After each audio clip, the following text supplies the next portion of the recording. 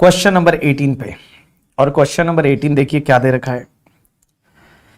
Mister धीरज करके एक बंदा है, age 48 years, resident Indian, has furnished the following particular for the year ended 31 March 2023। 31 March 2023 इस year के रिलेटेड धीरज ने आपको ये इतनी सारी डिटेल दी है और आपसे पूछा क्या है, उसकी टोटल इनकम टैक्स लायबिलिटी निकालनी है। तो देखिए पहले एक एक अपन पॉइंट पढ़ेंगे। अब एक बात समझना क्या क्या पॉइंट है करके। सबसे पहला देखिए क्या दे रखा है, point number 1, he occupy the ground floor for his residential building and has let out the first floor for the residential use at an annual rent of 3,34,000. He has paid the municipal taxes 30,000 for the current financial year. Both this floor are of the equal size. तो देखिए पहला point है, वो पहला point आपको कौन से head से है, हाउस प्रॉपर्टी हेड से। उसके पास एक घर है, रेसिडेंशियल बिल्डिंग, ग्राउंड फ्लोर जो है वो उसने खुद ने ऑक्यूपाई किया है और फर्स्ट फ्लोर जो है वो उसने लेट आउट कर रखा है। तो ये पार्टली लेट आउट प्रॉपर्टी हो गई, आपका पार्टली लेट आउट प्रॉपर्टी हो गई एरिया वाइज।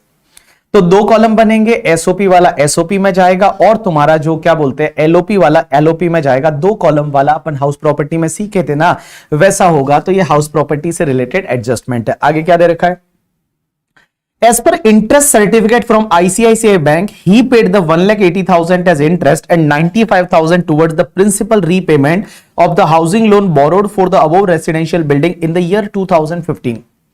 तो ये घर 2015 में इसने लिया था और इसने क्या किया, इस साल 1,80,000 का इंटरेस्ट पे किया, 1,80,000 का इंटरेस्ट और 95,000 का प्रिंसिपल पे किया। अब एक बात समझना, अगर आपको थोड़ा बहुत याद रहे तो इंटरेस्ट का डिडक्शन यहां 24 में मिलता है, प्रिंसिपल का डिडक्शन है वो 80C में ले सकते हो। जो ये प्रिंसिपल का डिडक्शन है, ये प्रिंसिपल का डिडक्शन आप 80C में लेना है तो आप 80C में प्रिंसिपल का डिडक्शन ले सकते हो। तो आप साथ साथ में लिख सकते हैं, ये तो तुम्हारे हाउस प्रॉपर्टी में जाएगा, इंटरेस्ट का डिडक्शन सेक्शन 24 में अलाउ होगा, और ये तुम्हारा 95 जो हाउसिंग लोन का प्रिंसिपल है इसका आप 80C में डिडक्शन ले सकते हो अंडर चैप्टर 6 से। आगे क्या दे रखा है, ही ons an industrial undertaking established in the SEZ and which had commenced the operation during the financial year 2021. उसका SEZ में एक यूनिट है, इंडस्ट्रियल अंडरटेकिंग, अब बिजनेस की बात हो रही है। और वो क्या कर रहा है, 2021 में स्टार्ट किया था। तो 2021 में स्टार्ट किया था तो this is the third year, 2021, 22, 22, 23 आपका तीसरा साल है। Total turnover of undertaking was 400 lakh which includes the 120 lakh from the export turnover। आपका टोटल टर्नओवर 400 लाख है, उसमें से आपका एक्सपोर्ट टर्नओवर है वो तुम्हारा 120 लाख है करके, ठीक है। The industrial undertaking fulfill all the condition of section 10AA of the Income Tax Act 1961। Profit from this industry is 45 lakh करके। 45 लाख का प्रॉफिट है, आप इसमें एक्सपोर्ट प्रॉफिट निकालोगे, एक्सपोर्ट प्रॉफिट पे आपको 10AA में डिडक्शन मिलता है। तो पहली चीज तो आपका प्रॉफिट 45 लाख है, तो आप एक्सपोर्ट प्रॉफिट कितना निकालोगे, तो एक्सपोर्ट प्रॉफिट की अगर मैं बात करूं तो आपका 45 लाख का इनकम है multiply by export turnover divide by total turnover. तो एक्सपोर्ट टर्नओवर आपका कितना है 120 lakh divide by total turnover आपका कितना है 400 लाख। तो आपका एक्सपोर्ट टर्नओवर यहां पे 45 लाख का profit multiply by 120 divide by 400, तो आपका 13,50,000 का आपका प्रॉफिट आया एक्सपोर्ट प्रॉफिट। और जब ये 5वें साल के अंदर अंदर हो तो इसका 100% आपको डिडक्शन मिलेगा। कौन सी सेक्शन में, 10AA में आपको 100% डिडक्शन इसका मिल जाएगा, 100% डिडक्शन मिल जाएगा। उसके बाद में पॉइंट नंबर 4 क्या है, लेकिन एक बात बताओ, पॉइंट नंबर 4 आपको तभी समझ में आएगा जब डिडक्शन किया हुआ है करके, ठीक है। बिकॉज ये डिडक्शन से है, न्यू एम्प्लॉय रिक्रूट करते हो 80JJAA, तो न्यू एम्प्लॉय जब आप रिक्रूट करते हो ना तो उसका एक 30% आपको 80JJAA में डिडक्शन मिलता है। तो देखिए क्या लिखा हुआ है यहां पे, point number 4, he employed the 20 new employees for that industrial undertaking during the previous year 22-23। इस साल उसने नए एम्प्लॉय रिक्रूट किए 20। Out of 20 employed, 12 employed as on the 1st May 2022 on the monthly emoluments of the 18,000 per month। उनका salary जो है वो आपका 18,000 जो है वो पर मंथ है, कितने, 12 एम्प्लॉय का। And remaining were employed on the 1st August 2022 on the monthly emoluments of the 12,000 per month। All this employee participate in the recognized provident fund and they are paid their emolument directly to their bank account। तो एक बात बताइए, यहां पे जो आपने जो emoluments पे किया है वो इमोल्यूमेंट्स पे किया है वो 20 एम्प्लॉय को किया है, और 20 एम्प्लॉय में से 12 एम्प्लॉय ऐसे हैं जो कि 1 मई को रिक्रूट हुए थे, और बाकी वाले 8 एम्प्लॉय जो 1 अगस्त को रिक्रूट हुए थे। और एक बात बताओ, किसी भी एम्प्लॉय का सैलरी 25,000 से ज्यादा नहीं है। If salary is more than 25,000 तो उस पर्टिकुलर केस में क्या होगा, आपको ये डिडक्शन नहीं मिलेगा। बट 25,000 से ज्यादा नहीं है तो आपको ये डिडक्शन मिलेगा। 25 से ज्यादा है तो नहीं मिलेगा, 25 है तो मिलेगा। अब एक और चीज समझना, इसमें एक और कंडीशन ये थी कि आपका 240 डेज तक उसने काम किया हो पूरे साल में। तो 240 डेज तो किया ही है ना, क्योंकि आप अगर अगस्त से काउंट करते हो, मई से करोगे तो है ही है, अगस्त से करोगे तो भी आप एक बात बताइए 240 डेज तो हो ही रहा है, क्योंकि अप्रैल मई जून एंड जुलाई आपका 122 माइनस 365 तो भी आपका 243 डेज हो रहा है। अगर कोई अगस्त से रिक्रूट करता है तो भी तो आपका 243 डेज हो रहा है। तो 240 डेज या उससे ज्यादा प्रीवियस ईयर में काम किया है तो इनको जितना सैलरी पे करेंगे ना उसका 30% का आपको डिडक्शन मिलेगा 80 डबल जे डबल ए में।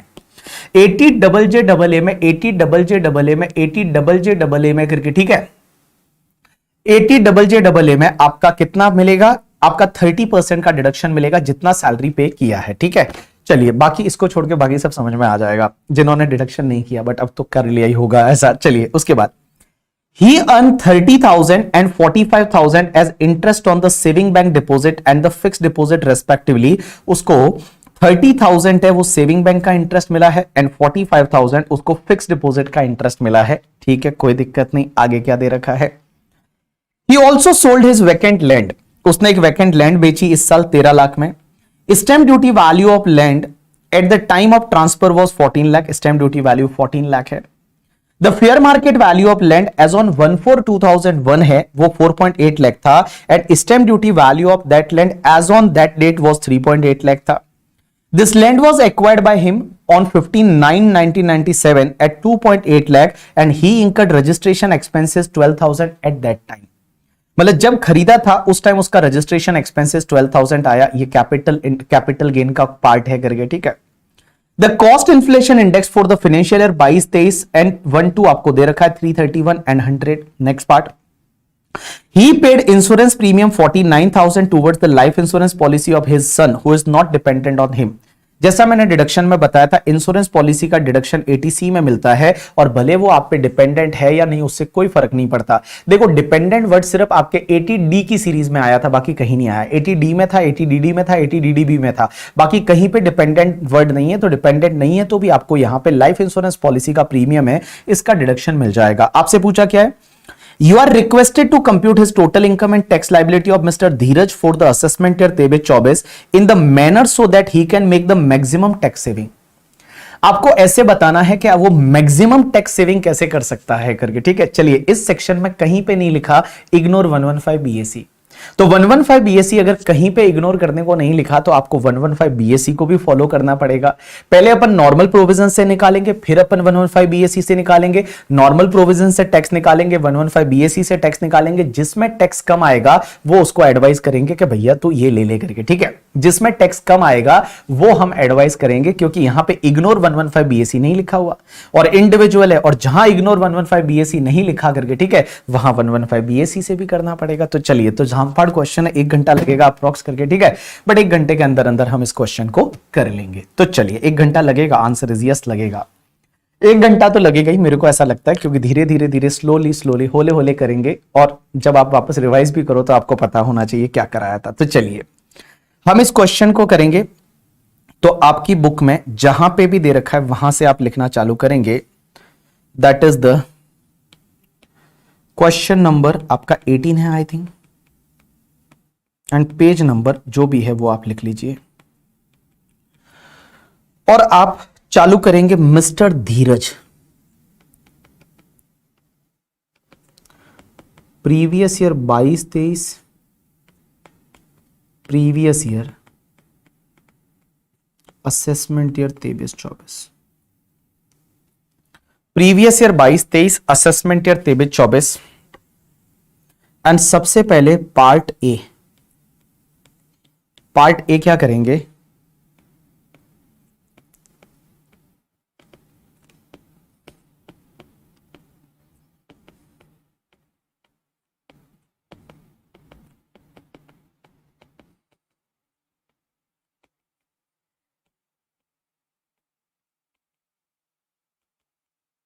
तो लिखिए computation of total income and tax liability as per the normal provision of income tax. Normal provision means जो normal provision 115 BSC part B में करेंगे। चलिए देखिए, computation of total income and tax liability as per normal provision of income tax. तो normal provision के हिसाब से सबसे पहले करेंगे। अब एक बात समझिए, नॉर्मल प्रोविजन के हिसाब से अगर आप निकालने जाएंगे तो आप एक काम करिए, 2 कॉलम बना दीजिए।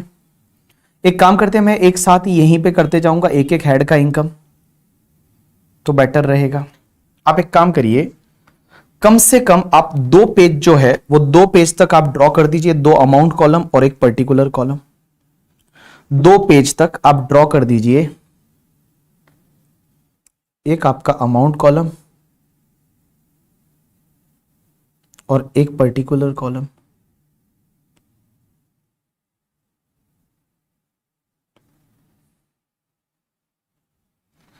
एक अमाउंट कॉलम एंड एक पर्टिकुलर कॉलम।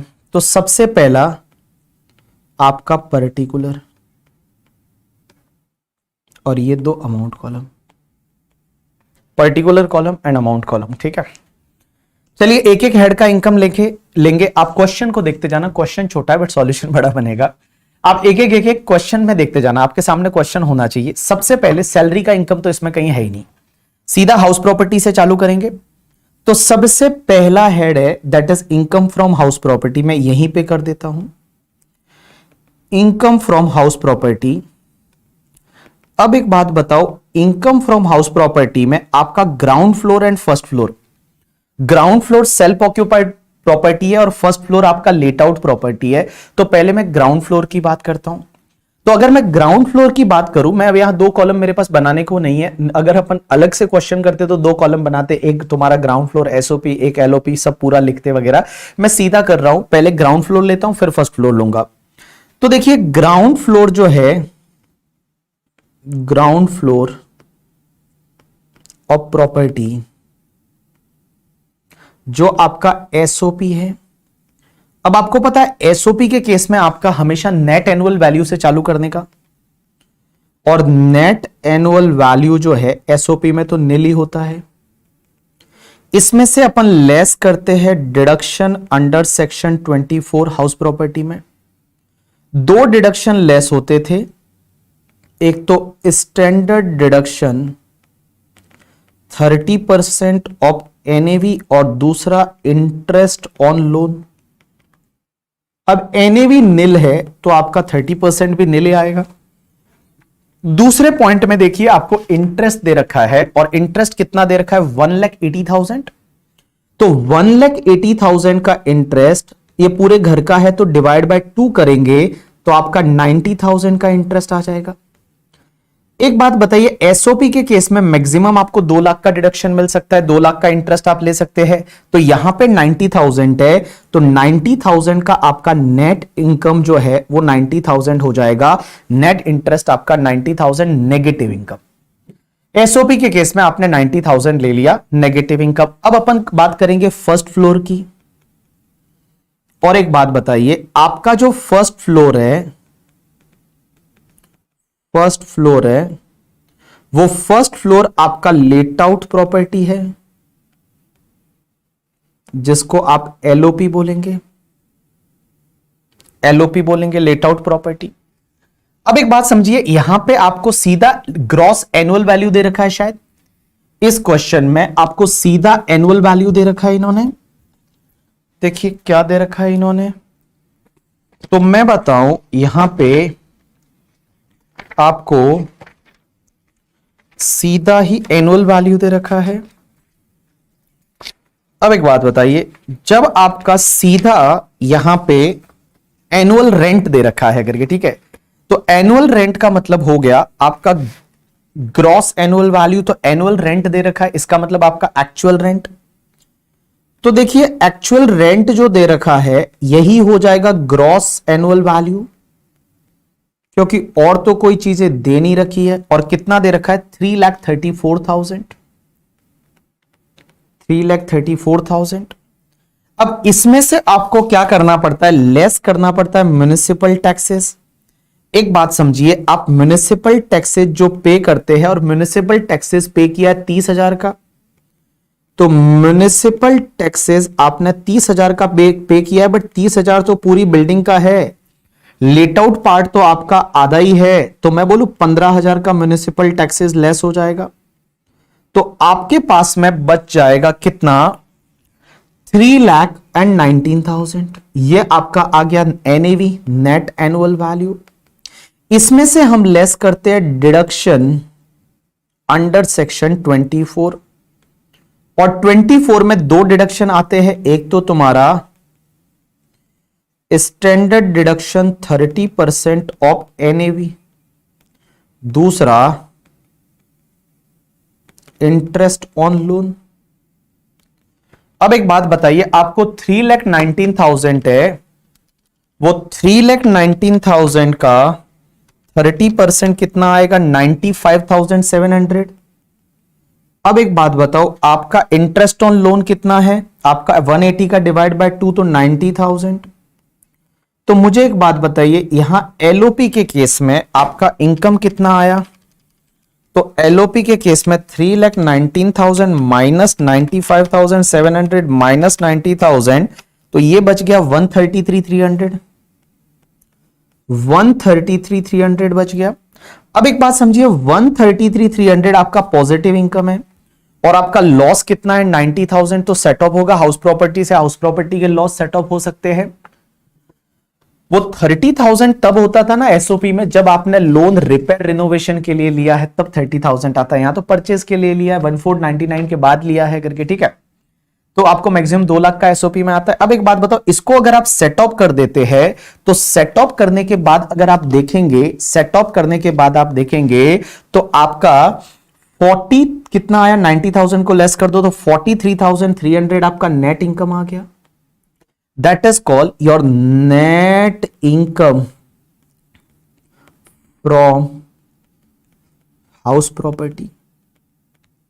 तो ये तुम्हारा हाउस प्रॉपर्टी से इनकम आया 43,300। अब आप एक काम करेंगे, यहां पे एक लाइन ड्रॉ कर देंगे, हाउस प्रॉपर्टी का इनकम हमने निकाल दिया, तो मैंने एक लाइन ड्रॉ कर दी, दैट इज हाउस प्रॉपर्टी का इनकम मैंने निकाल दिया। अब मैं बात करता हूं पीजीबीपी की। तो हाउस प्रॉपर्टी के बाद नेक्स्ट पार्ट में आते हैं, that is profit and gain from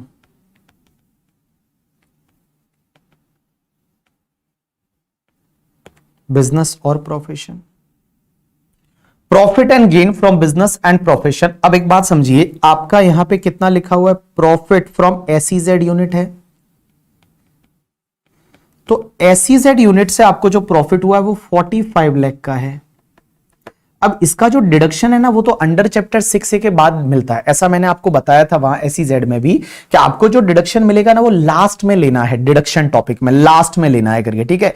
SEZ का जो 10AA का डिडक्शन है वो आपको लास्ट में लेना है, क्या लेना है, लास्ट में लेना है, ठीक है। तो वो डिडक्शन अपन लास्ट में लेंगे अंडर चैप्टर 6A के बाद, 10AA का डिडक्शन लास्ट में मिलता है, तो वो अपन लास्ट में लेंगे। ये बिजनेस की भी बात हो गई। अब अपन बात करते हैं कैपिटल गेन हेड की। तो चलिए, कंप्यूटेशन ऑफ कैपिटल गेन। अब एक बात समझना, कैपिटल गेन में आपका फुल वैल्यू ऑफ कंसिडरेशन कितना आएगा। तो फुल वैल्यू ऑफ कंसिडरेशन अगर आप देखते हैं, उस पॉइंट को पढ़िए, आपने 13 लाख में प्रॉपर्टी बेचा है, तो आपका सेलिंग प्राइस है ना वो 13 लाख है, लेकिन आपका स्टैंप ड्यूटी वैल्यू कितना है, स्टैंप ड्यूटी वैल्यू जो है वो आपको दे रखा है, दैट इज द 14 लाख है। अब एक बात बताइए, आपका सेलिंग प्राइस 13 लाख है, स्टैंप ड्यूटी वैल्यू 14 लाख है, तो मुझे एक बात बताइए, यहां पे आपका क्या स्टैंप ड्यूटी वैल्यू कंसिडरेशन के 110% से ज्यादा है या नहीं, कंसिडरेशन के 110% से ज्यादा है या नहीं। तो 13 लाख मल्टीप्लाई बाय 110%, 14,30,000 होता है, उससे ज्यादा नहीं है। तो एक बात बताओ, यहां पे आपका फुल वैल्यू ऑफ कंसिडरेशन है वो आपका 13 लाख ही आएगा, full value of consideration 13 lakh ही आएगा। तो यहां पे मैं चाहिए ब्रैकेट में तो लिख लेता हूं, और ब्रैकेट में लिखूंगा कि since SDV is not more than 110% of consideration, so consideration treated as full value of consideration.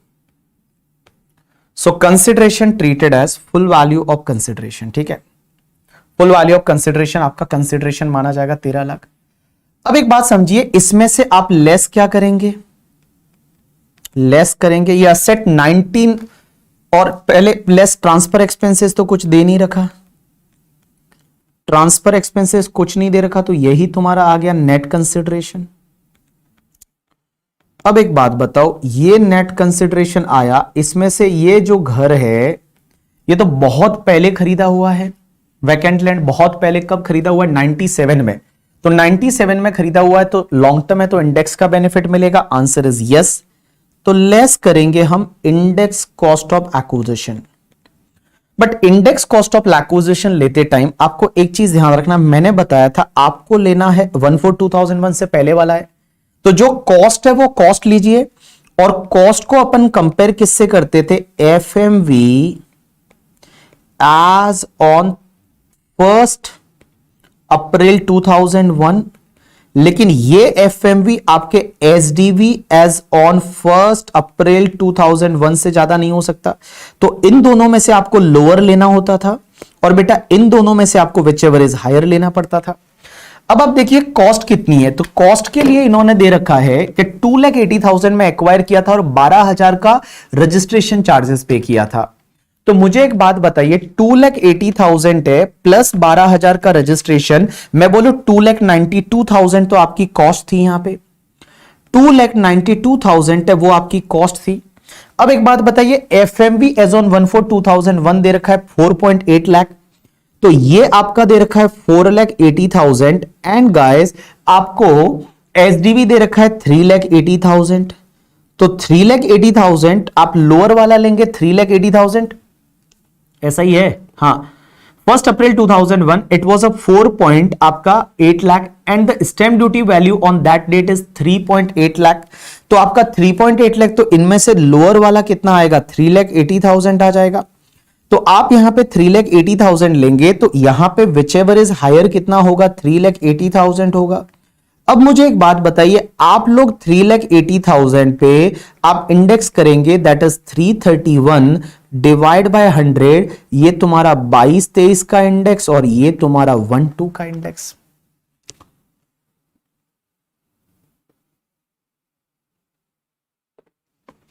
ठीक है, तो 3,80,000 multiply by 3.31, it's comes to the 12,57,800, तो ये आपका आ गया 12,57,800।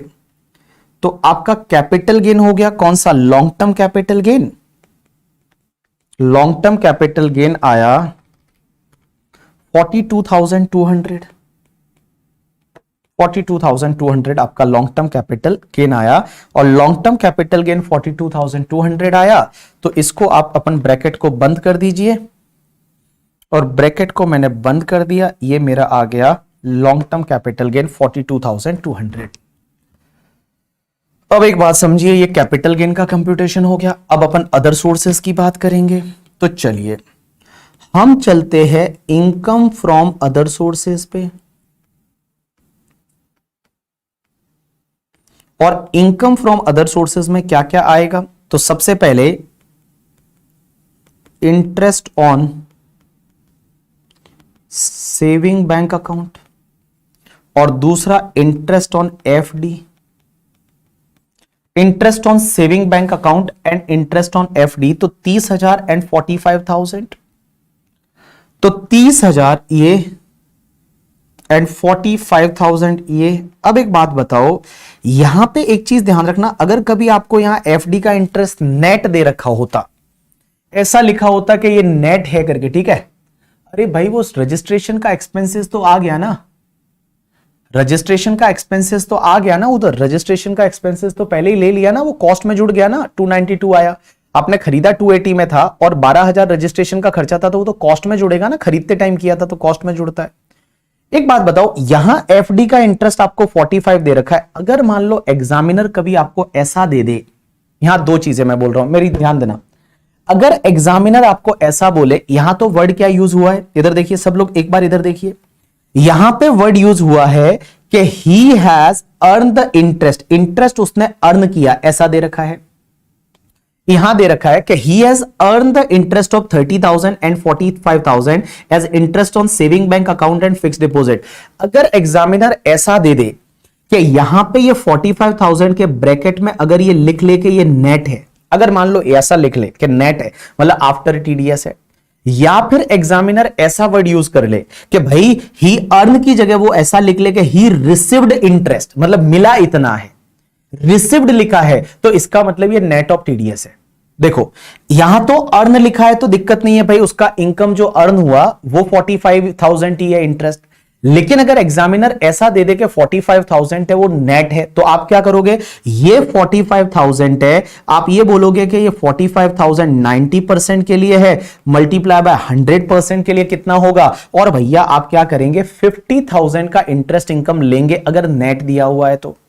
दूसरा, अगर एग्जामिनर ये बोले कि भैया इतना इंटरेस्ट रिसीव्ड हुआ, रिसीव्ड मिला इतना, तो मिला इतना तो टीडीएस कट के मिला होगा, एफडी पे तो टीडीएस कटता है, और एफडी के इंटरेस्ट पे टीडीएस कटता है, तो वहां पे भी आपको ग्रॉस अप करके 50,000 लेना पड़ता। बट इस क्वेश्चन में सीधा ही ऐसा दे रखा है, ही हैज अर्न, अर्न का मतलब तो ये होता है कि भाई उसका इंटरेस्ट 45,000 रहेगा, उसको मिला हो सकता है कम, टीडीएस काटने के बाद 45,000 पे टीडीएस काटा होगा और बाकी वाला 40,500 उसको मिला होगा, तो ही हैज अर्न, इनकम जो है वो ग्रॉस ली जाती है हमेशा। तो यहां पे आपको 45,000 अर्न दे रखा है तो मैं 45,000 ही लूंगा। अगर यहां नेट दिया होता या ऐसा दिया होता कि he received the interest, word received use हुआ होता, तो आपको हमेशा यह मानना है कि ये इंटरेस्ट नेट ऑफ टीडीएस है, और नेट ऑफ टीडीएस है तो इसको आपको ग्रॉस अप करना पड़ेगा। लेकिन यहां पे ऐसा नहीं है, यहां अर्न है तो डायरेक्ट मैं 45,000 ही लूंगा। तो मैंने यहां पे लिया कितना, 45,000,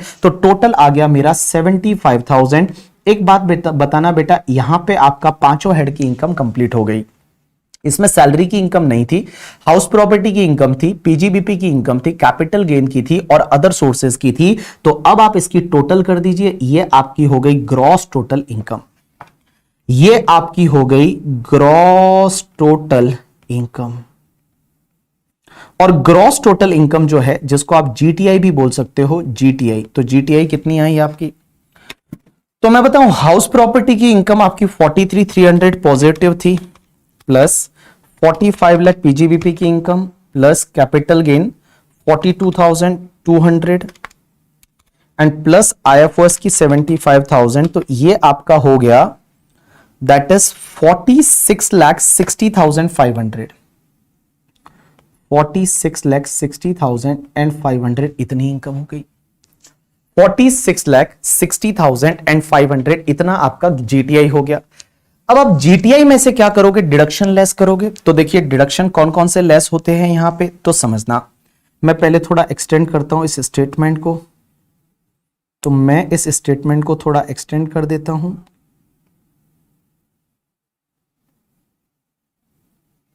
चलिए स्टेटमेंट को एक्सटेंड करता हूं, तो लिखिए। अब एक बात समझना, इसमें से मैं डिडक्शन लूंगा, पहले एसईजेड वाला ले लूं, deduction under section 10AA SEZ वाला, और डिडक्शन अंडर सेक्शन 10AA जो एसईजेड वाला है ना, वो पहले ले लेते हैं। तो देखिए ये कौन सा ईयर है, थर्ड ईयर ऑफ ऑपरेशन है, तो थर्ड ईयर ऑफ ऑपरेशन है, 100% ऑफ एक्सपोर्ट प्रॉफिट का डिडक्शन मिलेगा। तो मैं यहां पे लिख लेता हूं, since it is third year of operation, so deduction allowed is 100% of export profit। Export profit का 100%, एक्सपोर्ट प्रॉफिट क्या होगा, इज इक्वल टू अपन क्या करते थे, PGBP of SEZ unit multiply by export turnover divide by total turnover. तो 45 लाख था, export turnover आपका 120 लाख है, डिवाइड बाय टोटल टर्नओवर आपका 400 लाख है। तो आपको पता है 13,50,000 आया था, मल्टीप्लाई बाय आप 100% करेंगे तो आपका 13,50,000 का डिडक्शन आ जाएगा, 13,50,000 का डिडक्शन आ जाएगा। ये तो आपका 10AA वाला। अब अपन लेते हैं डिडक्शन अंडर चैप्टर 6A। सो डिडक्शन अंडर चैप्टर 6A, और इसमें सबसे पहले एक 80C का, और 80C का क्या क्या है, एक तो life insurance premium paid for son है। तो 80C में आपका एक तो है life insurance premium paid for son. तो सन के लिए आप देखिए कितना पे किया प्रीमियम, 49,000। और एक वो हाउसिंग लोन का प्रिंसिपल था ना, तो हाउसिंग लोन का प्रिंसिपल का भी डिडक्शन यहां पे मिल जाएगा। तो हाउसिंग लोन का principal that is repayment of principal amount of housing loan. तो हाउसिंग लोन का प्रिंसिपल 95,000, 95,000। तो 95,000 प्लस 49,000, यह आ गया 144, 144। अब अपन लेंगे 80JJAA, 80JJAA। तो 80JJAA वो आपके न्यू एम्प्लॉय रिक्रूट किए उसका, अरे भाई साहब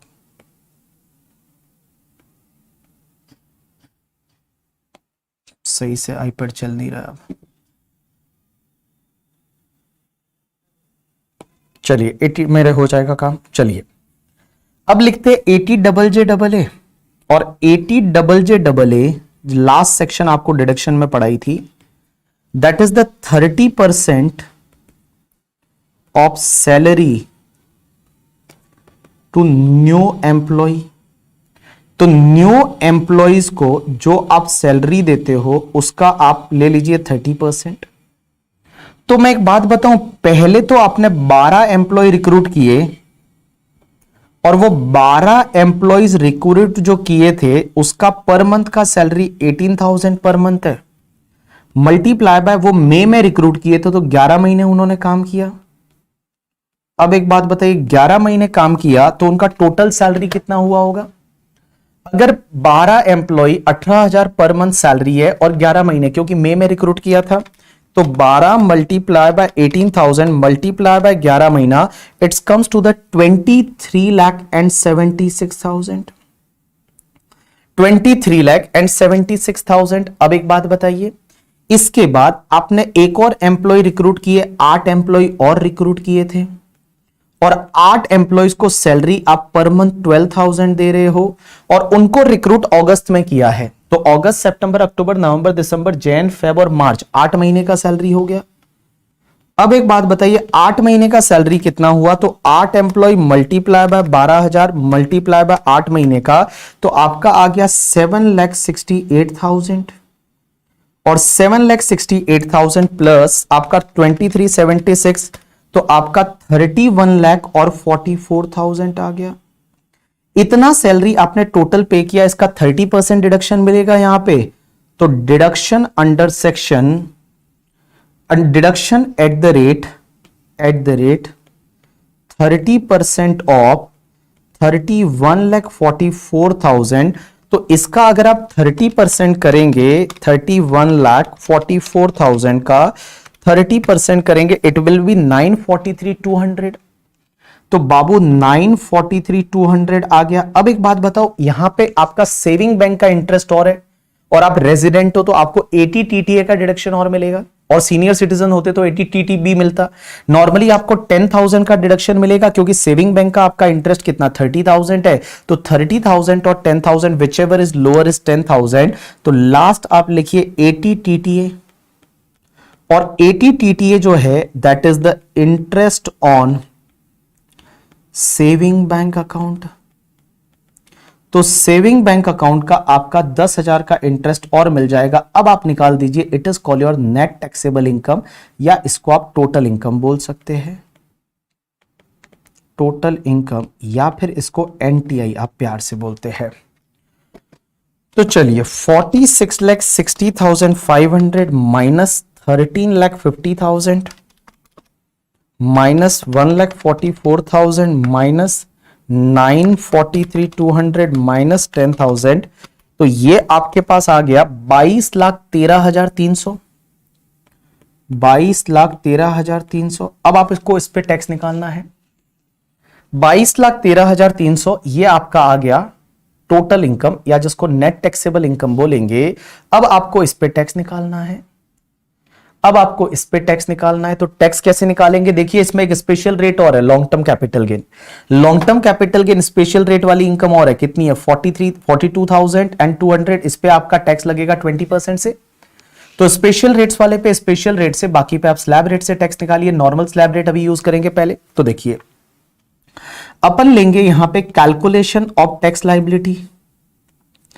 तो कैलकुलेशन ऑफ टैक्स लाइबिलिटी निकालते टाइम आप एक बात समझिए, सबसे पहला आपका टैक्स ऑन एलटीसीजी, और एलटीसीजी आपका कितना है 42,200 मल्टीप्लाई बाय 20%।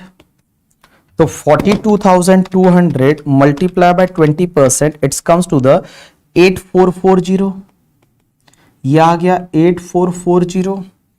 उसके बाद टैक्स ऑन बैलेंस इनकम, तो बैलेंस इनकम पे आप स्लैब रेट से टैक्स निकालेंगे, टैक्स ऑन बैलेंस इनकम।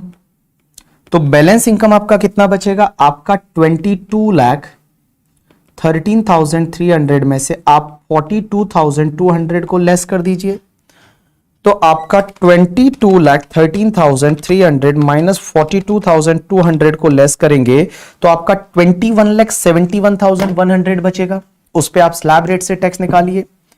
तो देखिए इसमें मैं क्या करूंगा, अप टू 2,50,000 वाला स्लैब रेट, तो भैया कोई भी टैक्स नहीं लगेगा। More than 2,50,000 up to 5 lakh 5% कितना 12,500।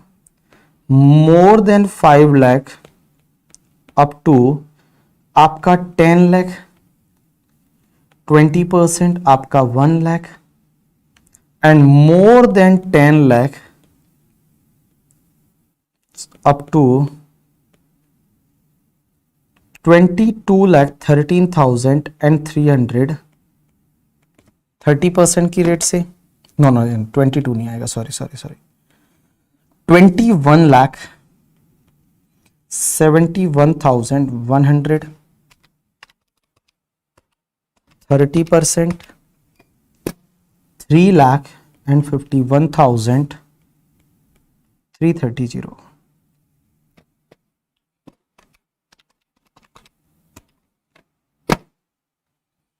4,63,830। इसकी टोटल करिए, प्लस 8440, तो ये आ गया 4,70,000 नहीं 72,000 4,72,270। सरचार्ज लगेगा नहीं, इनकम 50 लाख से ज्यादा नहीं है। Add health and education cess at the rate 4%, तो इसका 4% 18891, और इसको ऐड कर दीजिए 491,161, एंड अगर आप इसको राउंडेड ऑफ करेंगे तो 491,161 160 है, इतना आपको टैक्स आ रहा है as per normal provision. As per normal provision आपको इतना टैक्स आ रहा है 4,91,161। सही किया है ना मैंने? 463,830 प्लस 8,440 प्लस 4%, सही है। 491,160, हाँ सही है। डन, ये आपका नॉर्मल प्रोविजन से आ रहा है। अब एक बात बताओ मुझे, अब एक बात समझना, इतना हो गया, जब इतना हो जाए तो बोलो डन, इतना हो जाए तो बोलो डन, इतना हो जाए तो बोलो डन। ये डिडक्शन वाला पार्ट,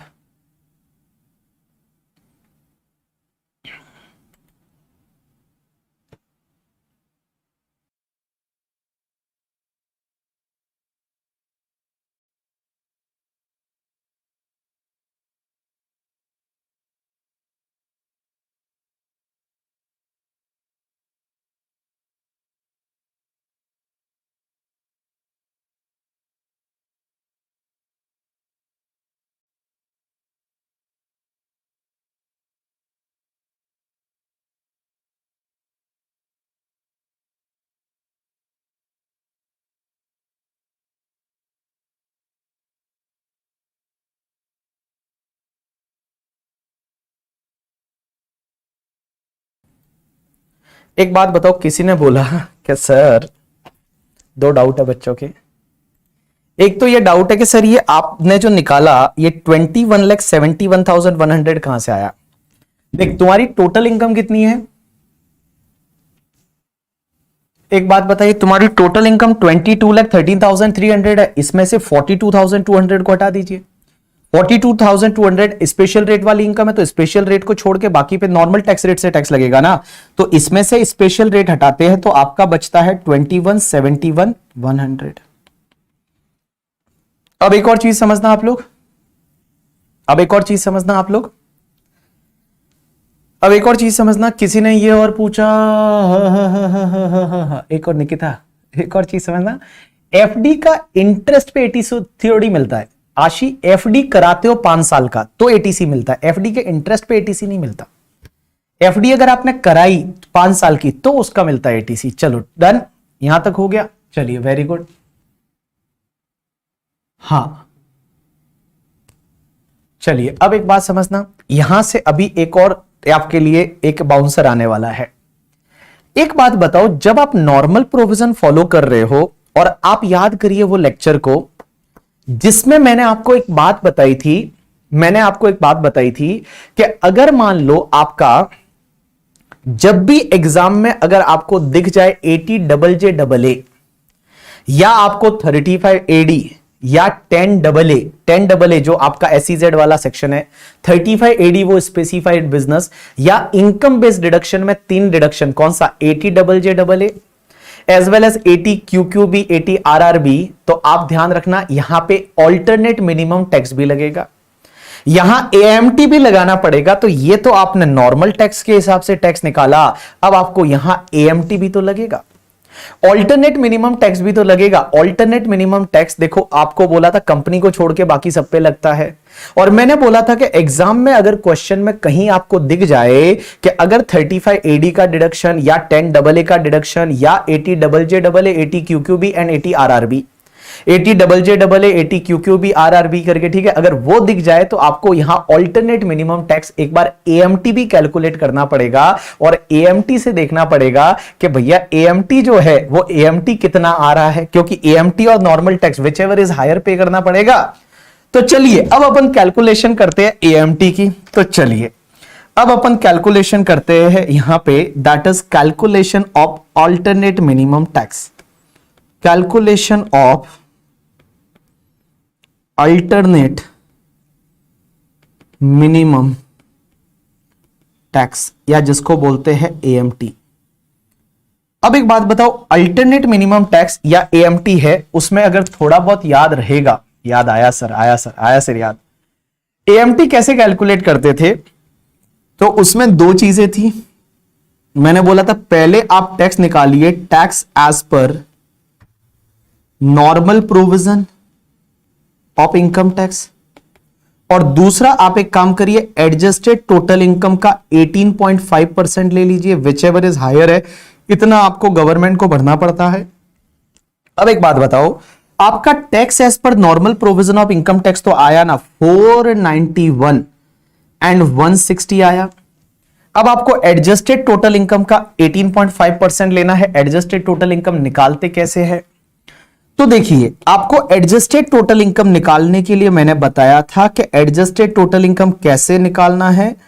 तो calculation of adjusted total income, और एडजस्टेड टोटल इनकम निकालने के लिए सबसे पहले हम लेते थे नेट टैक्सेबल इनकम। क्या आपकी नेट टैक्सेबल इनकम कितनी है?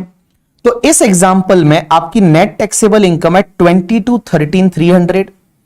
तो आपकी 2213 कितना था, 2213,300।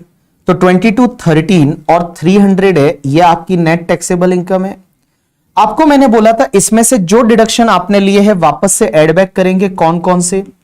एक तो अगर आपने डिडक्शन लिया है अंडर सेक्शन 10AA का, तो वो आप एड बैक कर दीजिए। दूसरा, अगर आपने डिडक्शन लिया है अंडर सेक्शन 80JJAA का, तो वो आप एड बैक कर दीजिए। तो आपका 10AA का डिडक्शन आपने लिया है, ऊपर देखिए 13,50,000, और आपने 80JJAA का डिडक्शन लिया है 9,43,200। तो आप इसकी टोटल कर दीजिए, ये आपको मिल जाएगा एडजस्टेड टोटल इनकम। तो यहां पे आपका एडजस्टेड टोटल इनकम आया 22,13,300 plus 13,50,000 plus 943,200, it's comes to the 45,06,500। ये आपका आ गया क्या? Adjusted total income. अब इस एडजस्टेड टोटल इनकम जो है, इस एडजस्टेड टोटल इनकम पे आप टैक्स निकालेंगे। तो AMT कितना होगा? तो AMT होगा 45,06,500 का आप 18.5% करिए, तो इसका 18.5% इट्स कम्स टू द 8,33,703 आ जाएगा। अब आपका इसमें सरचार्ज तो लगेगा नहीं, क्योंकि ये 50 लाख से ज्यादा नहीं है। ऐड करिए हेल्थ एंड एजुकेशन सेस @4%। तो इसका 833,703 का 4% आया। दैट 4% आपका 33,348 आया। तो यहां पे आपका टोटल आ गया, और इस टोटल को बोलेंगे 8,67,051 करके, ठीक है, 051। और अगर आप इसको राउंडेड ऑफ करेंगे तो आया 867,050, और 867,050 इसको बोलेंगे ऑल्टरनेट मिनिमम टैक्स। तो एक बात बताइए, यहां ऊपर कितना आ रहा है आपका 867,050, तो दोनों में से हायर है वो आपको पे करना पड़ेगा, और दोनों में से हायर पे करना पड़ेगा। इसका मतलब आपको यहां AMT पे करना पड़ेगा 867,050। कैसे निकाला? तो 22,13,300 प्लस 13,50,000 का डिडक्शन वापस ऐड बैक कर दीजिए, और ये आपका आया था, इसका निकाला आपने 18.5% प्लस कर दिया 4%, ये 867,051, दैट इज 867,050 इतना आपको। तो गवर्नमेंट को आपको कितना पे करना पड़ेगा? 867,050, और जब इतना पे करोगे तो आपको यहां AMT क्रेडिट भी बनेगा। तो आपको इस एग्जाम्पल में कितना पे करना पड़ेगा? तो मैं यहां पे लिख रहा हूं रेड कलर से, यहां पे लिख रहा हूं ऐसा ब्रैकेट बना के कि एसएससी को कितना नेट पे करना पड़ेगा। तो देखिए, मैं यहां पे लिख रहा हूं SSC require to pay, SSC require to pay जो है, SSC require to pay 8,67,050 to government. So AMT credit कितना होगा?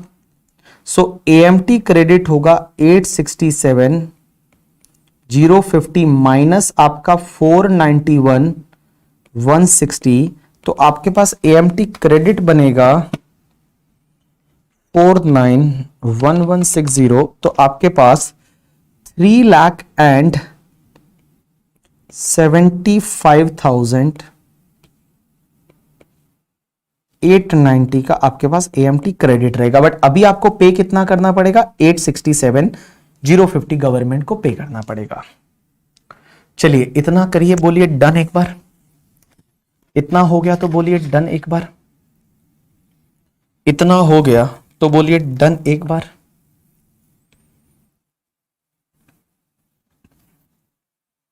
इतना हो गया तो बोलिए डन।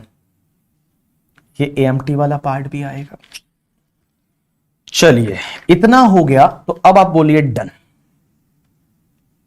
Done sir. AMT अनुराग कब करना पड़ता है? जब आप 80 डबल क्या बोलते हैं 80 double J double A 10 double A 35 AD या फिर 80 QQB RRB के डिडक्शन लेते हो। मैंने बताया था 5 केसेस में। आप वो लेक्चर देखना, आपको ओपन में डाला हुआ वो लेक्चर आपके पास ओपन में पड़ा होगा।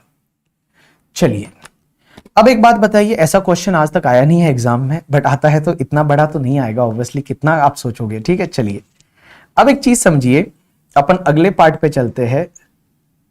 एंड अगला पार्ट अब अपने को करना है 115 BAC। अब तो छोटा सा पार्ट बचा है 115 BAC। तो हेडिंग दे दीजिए पार्ट बी, हेडिंग दे दीजिए part B.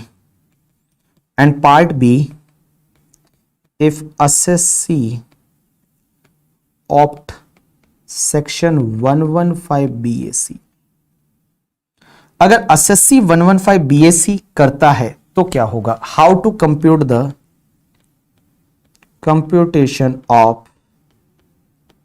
Total income and tax liability, कैसे आएगी? तो लिख लीजिए computation of total income and tax liability. चलिए इसमें आपको कुछ नहीं करना, 10 लाइन का स्टेटमेंट बना दीजिए, 2 amount column and 1 particular column. इसमें ज्यादा एफर्ट लगेगा नहीं। क्यों एफर्ट नहीं लगेगा अभी मैं बताता हूं। एक बात बताओ मुझे, एक बार 115 BAC को रिवाइज करके आ जाते हैं, पर्टिकुलर अमाउंट एंड अमाउंट। चलिए एक बार 115 BAC को रिवाइज करके आ जाते हैं। देखिए 115 BAC क्या बोलता था। अगर मैं 115 BAC को रिवाइज करके आऊं तो इधर देखो 115 BAC में मैंने क्या बताया था। एक बार मैं 115 BAC को रिवाइज करके आ जाता हूं। ठीक है, ये रहा, ये रहा, ये रहा, ये रहा, ये रहा 115 BAC। या आ गए 115 BAC पे। अब एक बात समझना, एक बार अगर मैं 115 BAC को रिवाइज करूं तो इंडिविजुअल HUF ये सेक्शन ले सकते हैं। ये इंडिविजुअल है Dheeraj, answer is yes. Slab rate ये हो जाएगी, इधर 2.5 बढ़ाते जाइए और उधर 5-5% बढ़ाते जाइए। अब एक बात समझना, आपको क्या क्या नहीं मिलेगा। कुछ बलिदान देने पड़ेंगे, कुछ आहुतियां देनी पड़ेगी, कुछ कुर्बानियां देनी पड़ेगी। क्या क्या? एक तो सैलरी में सेक्शन 16 के डिडक्शन नहीं मिलेंगे, HRA की एग्जाम्शन नहीं मिलेगी, LTC की एग्जाम्शन नहीं मिलेगी, अलाउंसेस की एग्जाम्शन नहीं मिलेगी, एक्सेप्ट DTDC वाला मिलेगा। हाउस प्रॉपर्टी में देखो SOP में इंटरेस्ट का डिडक्शन मिलेगा ही नहीं। हाउस प्रॉपर्टी में आपको SOP में इंटरेस्ट का डिडक्शन मिलेगा ही नहीं। अगर आपका LOP DLOP का लॉस है तो वो किसी और हेड से सेट ऑफ नहीं होगा। अगर लॉस है तो वो किसी और हेड से सेट ऑफ नहीं होगा। अब एक बात समझना, PGBP में 10AA का SEZ का डिडक्शन नहीं मिलेगा, एडिशनल डेप्रीशिएशन नहीं मिलेगा। उसके बाद ये डोनेशन वाली सेक्शन नहीं मिलेगी, 35 AD नहीं मिलेगी। IFOS में बेटा ये आपका जो माइनर का इनकम ऐड होता है उसका एग्जाम्पशन नहीं मिलेगा। MP MLA को अलाउंसेस का एग्जाम्पशन नहीं मिलेगा। फैमिली पेंशन की डिडक्शन नहीं मिलेगी और अंडर चैप्टर 6 से एक भी डिडक्शन नहीं मिलेगी, 2 मिलेगी, 80 JJAA एंड 80 CCD 2। तो 80 JJAA मिलेगी, answer is yes, and 80 CCD 2 मिलेगी। बाकी कोई अंडर चैप्टर 6 से डिडक्शन नहीं मिलेगी। अब एक बात बताओ, मैंने आपको एक और चीज बताई थी कि जब भी अगर 115 BAC लेते हो तो AMT आपको नहीं लगेगा। AMT आपको एप्लीकेबल ही नहीं है और AMT क्रेडिट फिर आपका लैप्स हो जाएगा, तो AMT आपको एप्लीकेबल ही नहीं है। चलिए इस नॉलेज के बेसिस पे अब अपन क्वेश्चन अगर सॉल्व करते हैं तो क्या क्या चीजें मिलेगी, क्या क्या चीजें नहीं मिलेगी।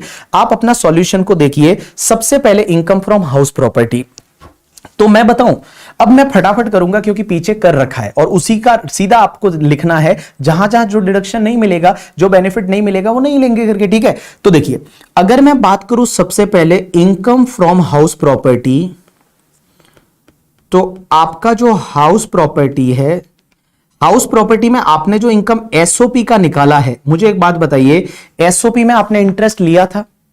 आप देखिए, आप अपने क्वेश्चन का सॉल्यूशन देखिए। एसओपी में मैंने यहां पे इंटरेस्ट लिया था, कितना लिया था? एसओपी में 90,000 का इंटरेस्ट लिया था। अब इसमें नहीं मिलेगा अगर 115 बीएससी लेते हो।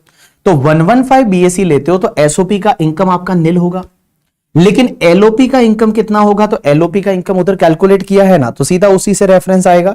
तो एलओपी का इनकम आपका 133,300 होगा, तो एज इट इज आ जाएगा, इसमें कोई दिक्कत नहीं है। एलओपी का लॉस होता तो किसी और हेड से सेट ऑफ नहीं होता, बट एलओपी का इनकम आपका 133,300 आ जाएगा, तो एज इट इज आप यहां पे ले लिए 133,300। अब एक बात समझिए, नेक्स्ट आपका पीजीबीपी। तो पीजीबीपी का इनकम जो है वो आपका एज इट इज 45 लाख आ जाएगा। उसके बाद आप बात किए कैपिटल गेन, तो कैपिटल गेन अपन ने कैलकुलेट कर रखा है ना, 42,200 था कैपिटल गेन। कैपिटल गेन आपका 42,200 एज इट इज ले लीजिए, 42,200।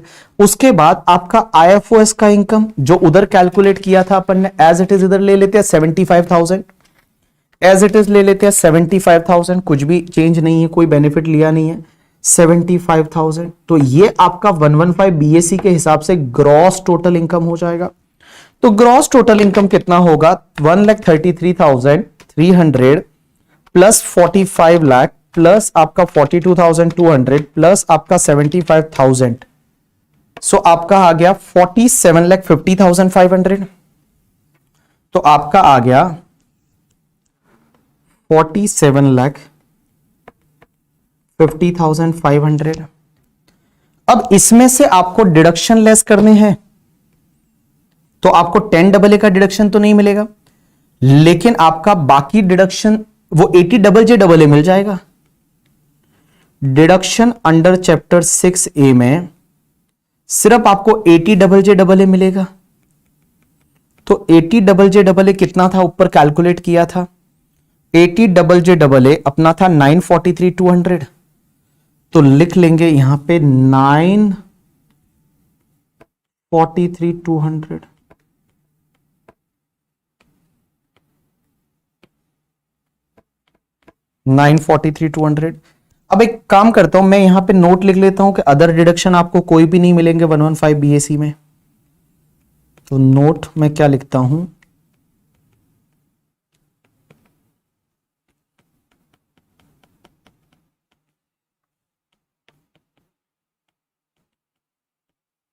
not allowed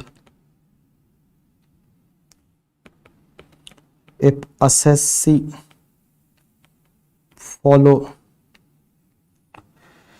115 BAC।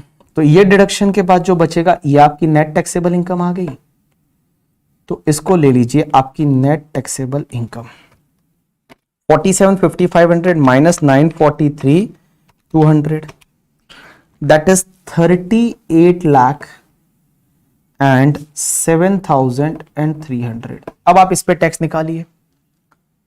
तो जब आप इस पे टैक्स निकालते हैं, अब आप इस पे अगर टैक्स निकालते हैं हितेश, शमशेर, अगर आप इस पे टैक्स निकालते हैं तो स्पेशल रेट पे तो वो स्पेशल रेट से लगेगा। तो calculation of tax liability, calculation of tax liability. तो अगर अपन टैक्स लायबिलिटी निकालते तो सबसे पहला टैक्स ऑन एलटीसीजी, एलटीसीजी कितना है आपका 42,200, इस पे आपका 20% आएगा। तो 42,200 का 20% ये 8440 आया। उसके बाद tax on balance income,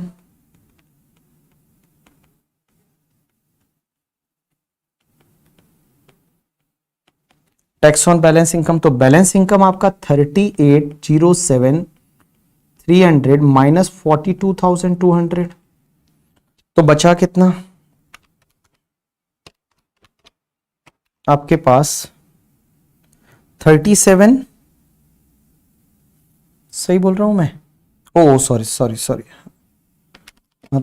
38,07,300 minus 42,200, तो आपके पास बचा 37,65,100, 37,65,100। इस पे आप स्लैब रेट से टैक्स निकालिए, लेकिन यहां स्लैब रेट वो 6 स्लैब रेट लगेंगे, ठीक है? क्योंकि आप 115 बीएससी से कैलकुलेट कर रहे हो। तो 115 बीएससी से कैलकुलेट कर रहे हो तो आपको 6 स्लैब लगेंगे। 6 स्लैब कैसे? अप टू 2,50,000 पे कोई टैक्स नहीं लगेगा। More than 2,50,000 up to 5 lakh पे 5% 12,500। More than 5 lakh up to 7,50,000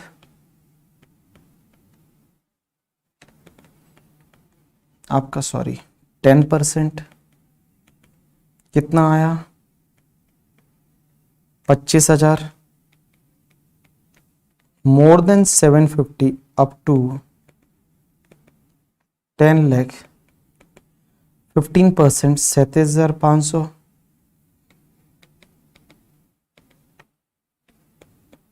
up to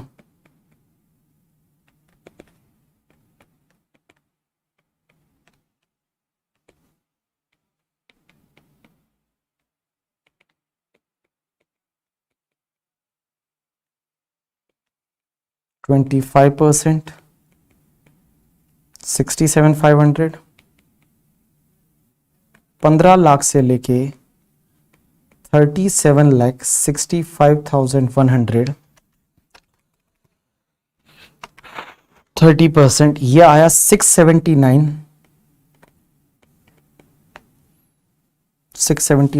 530 total करिए।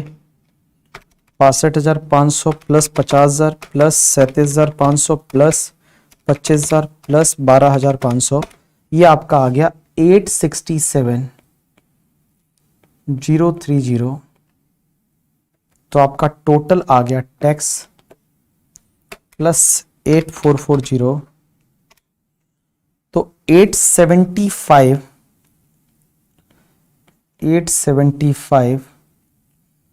470 ऐड करिए health and education cess @4%। 34 sorry का 4% 35,019 टोटल हो गया 9,10,489। तो नेट टैक्स दैट इज करोगे तो 9,10,490। 9,10,490। अब इसके नीचे नोट लिखिए। एक तो पहला नोट तो ये लिखिए कि भैया अगर आप 115 बीएससी लेते हो तो एएमटी नहीं लगेगा। तो नोट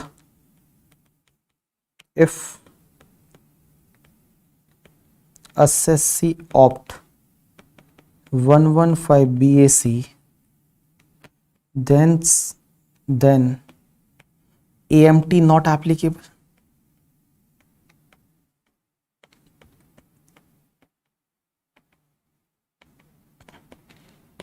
अब कंक्लूजन में आप बताइए 62,000। ओ यहां गड़बड़ है ना, यहां एक सेकेंड है, बट टोटल सही है कि नहीं? मैंने लेते टाइम तो 62,500 जोड़ा था यार। 1250 माइनस 2.5 लाख पे 25% 62,500। भाई टोटल सही किया है या नहीं? टोटल मैंने सही किया होगा शायद। 679 530 plus 62,500 plus 50,000 plus 37,500 plus 25,000 plus 12,500 867,030। हाँ टोटल सही किया था। चलिए अब एक बात बताइए, आपको क्या लेना चाहिए, कौन सी सेक्शन लेनी चाहिए? ये 115 बीएससी आया। 115 बीएससी के हिसाब से आपका आ रहा है 9,10,490 अगर आप ये सेक्शन लेते हो तो। और अगर आप एक बात समझना, अगर आप नॉर्मल प्रोविजन में जाते हो तो आपको एएमटी लगेगा, बट एएमटी के बाद भी आपका टैक्स कितना आ रहा है? सिर्फ 867 ही तो आ रहा है। आपका एएमटी के साथ ही आपका टैक्स कितना आ रहा है? 867,050 आ रहा है। तो ज्यादा बेनिफिशियल है कि आप नॉर्मल प्रोविजन से जाइए। और भैया एएमटी से टैक्स 86, एक तो टैक्स भी कम आ रहा है और दूसरा एएमटी क्रेडिट भी मिलेगा, जिसको आगे जाके आप जो है वो सेट ऑफ कर सकोगे। अगले 15 साल तक एएमटी क्रेडिट को आप सेट ऑफ कर सकते हो। तो एसएससी को नॉर्मल प्रोविजन के साथ में जाना चाहिए। आपको क्या करना चाहिए? नॉर्मल प्रोविजन के साथ में जाना चाहिए, ना कि आपको 115 बीएसी के साथ। तो लिखिए कंक्लूजन, लिखिए कंक्लूजन, कंक्लूजन लिखिए। Since as per normal provision of income tax, normal provision of income tax, tax liability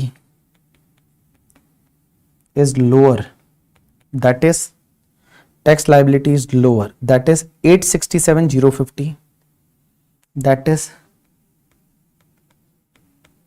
867,050. So assessee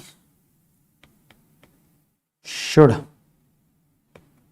not opt section 115 BAC. So assessee should not opt section 115 BAC. 115 BAC के साथ नहीं जाना चाहिए। This is one question, जाम फाड़ question था। 1 घंटा 6 minute लग गए पढ़ के और करने में, पढ़ के और करने में 1 घंटा 6 मिनट लग गए। यस, नॉर्मल ऑप्ट करना चाहिए। परवीन सही बोल रहे हो आप।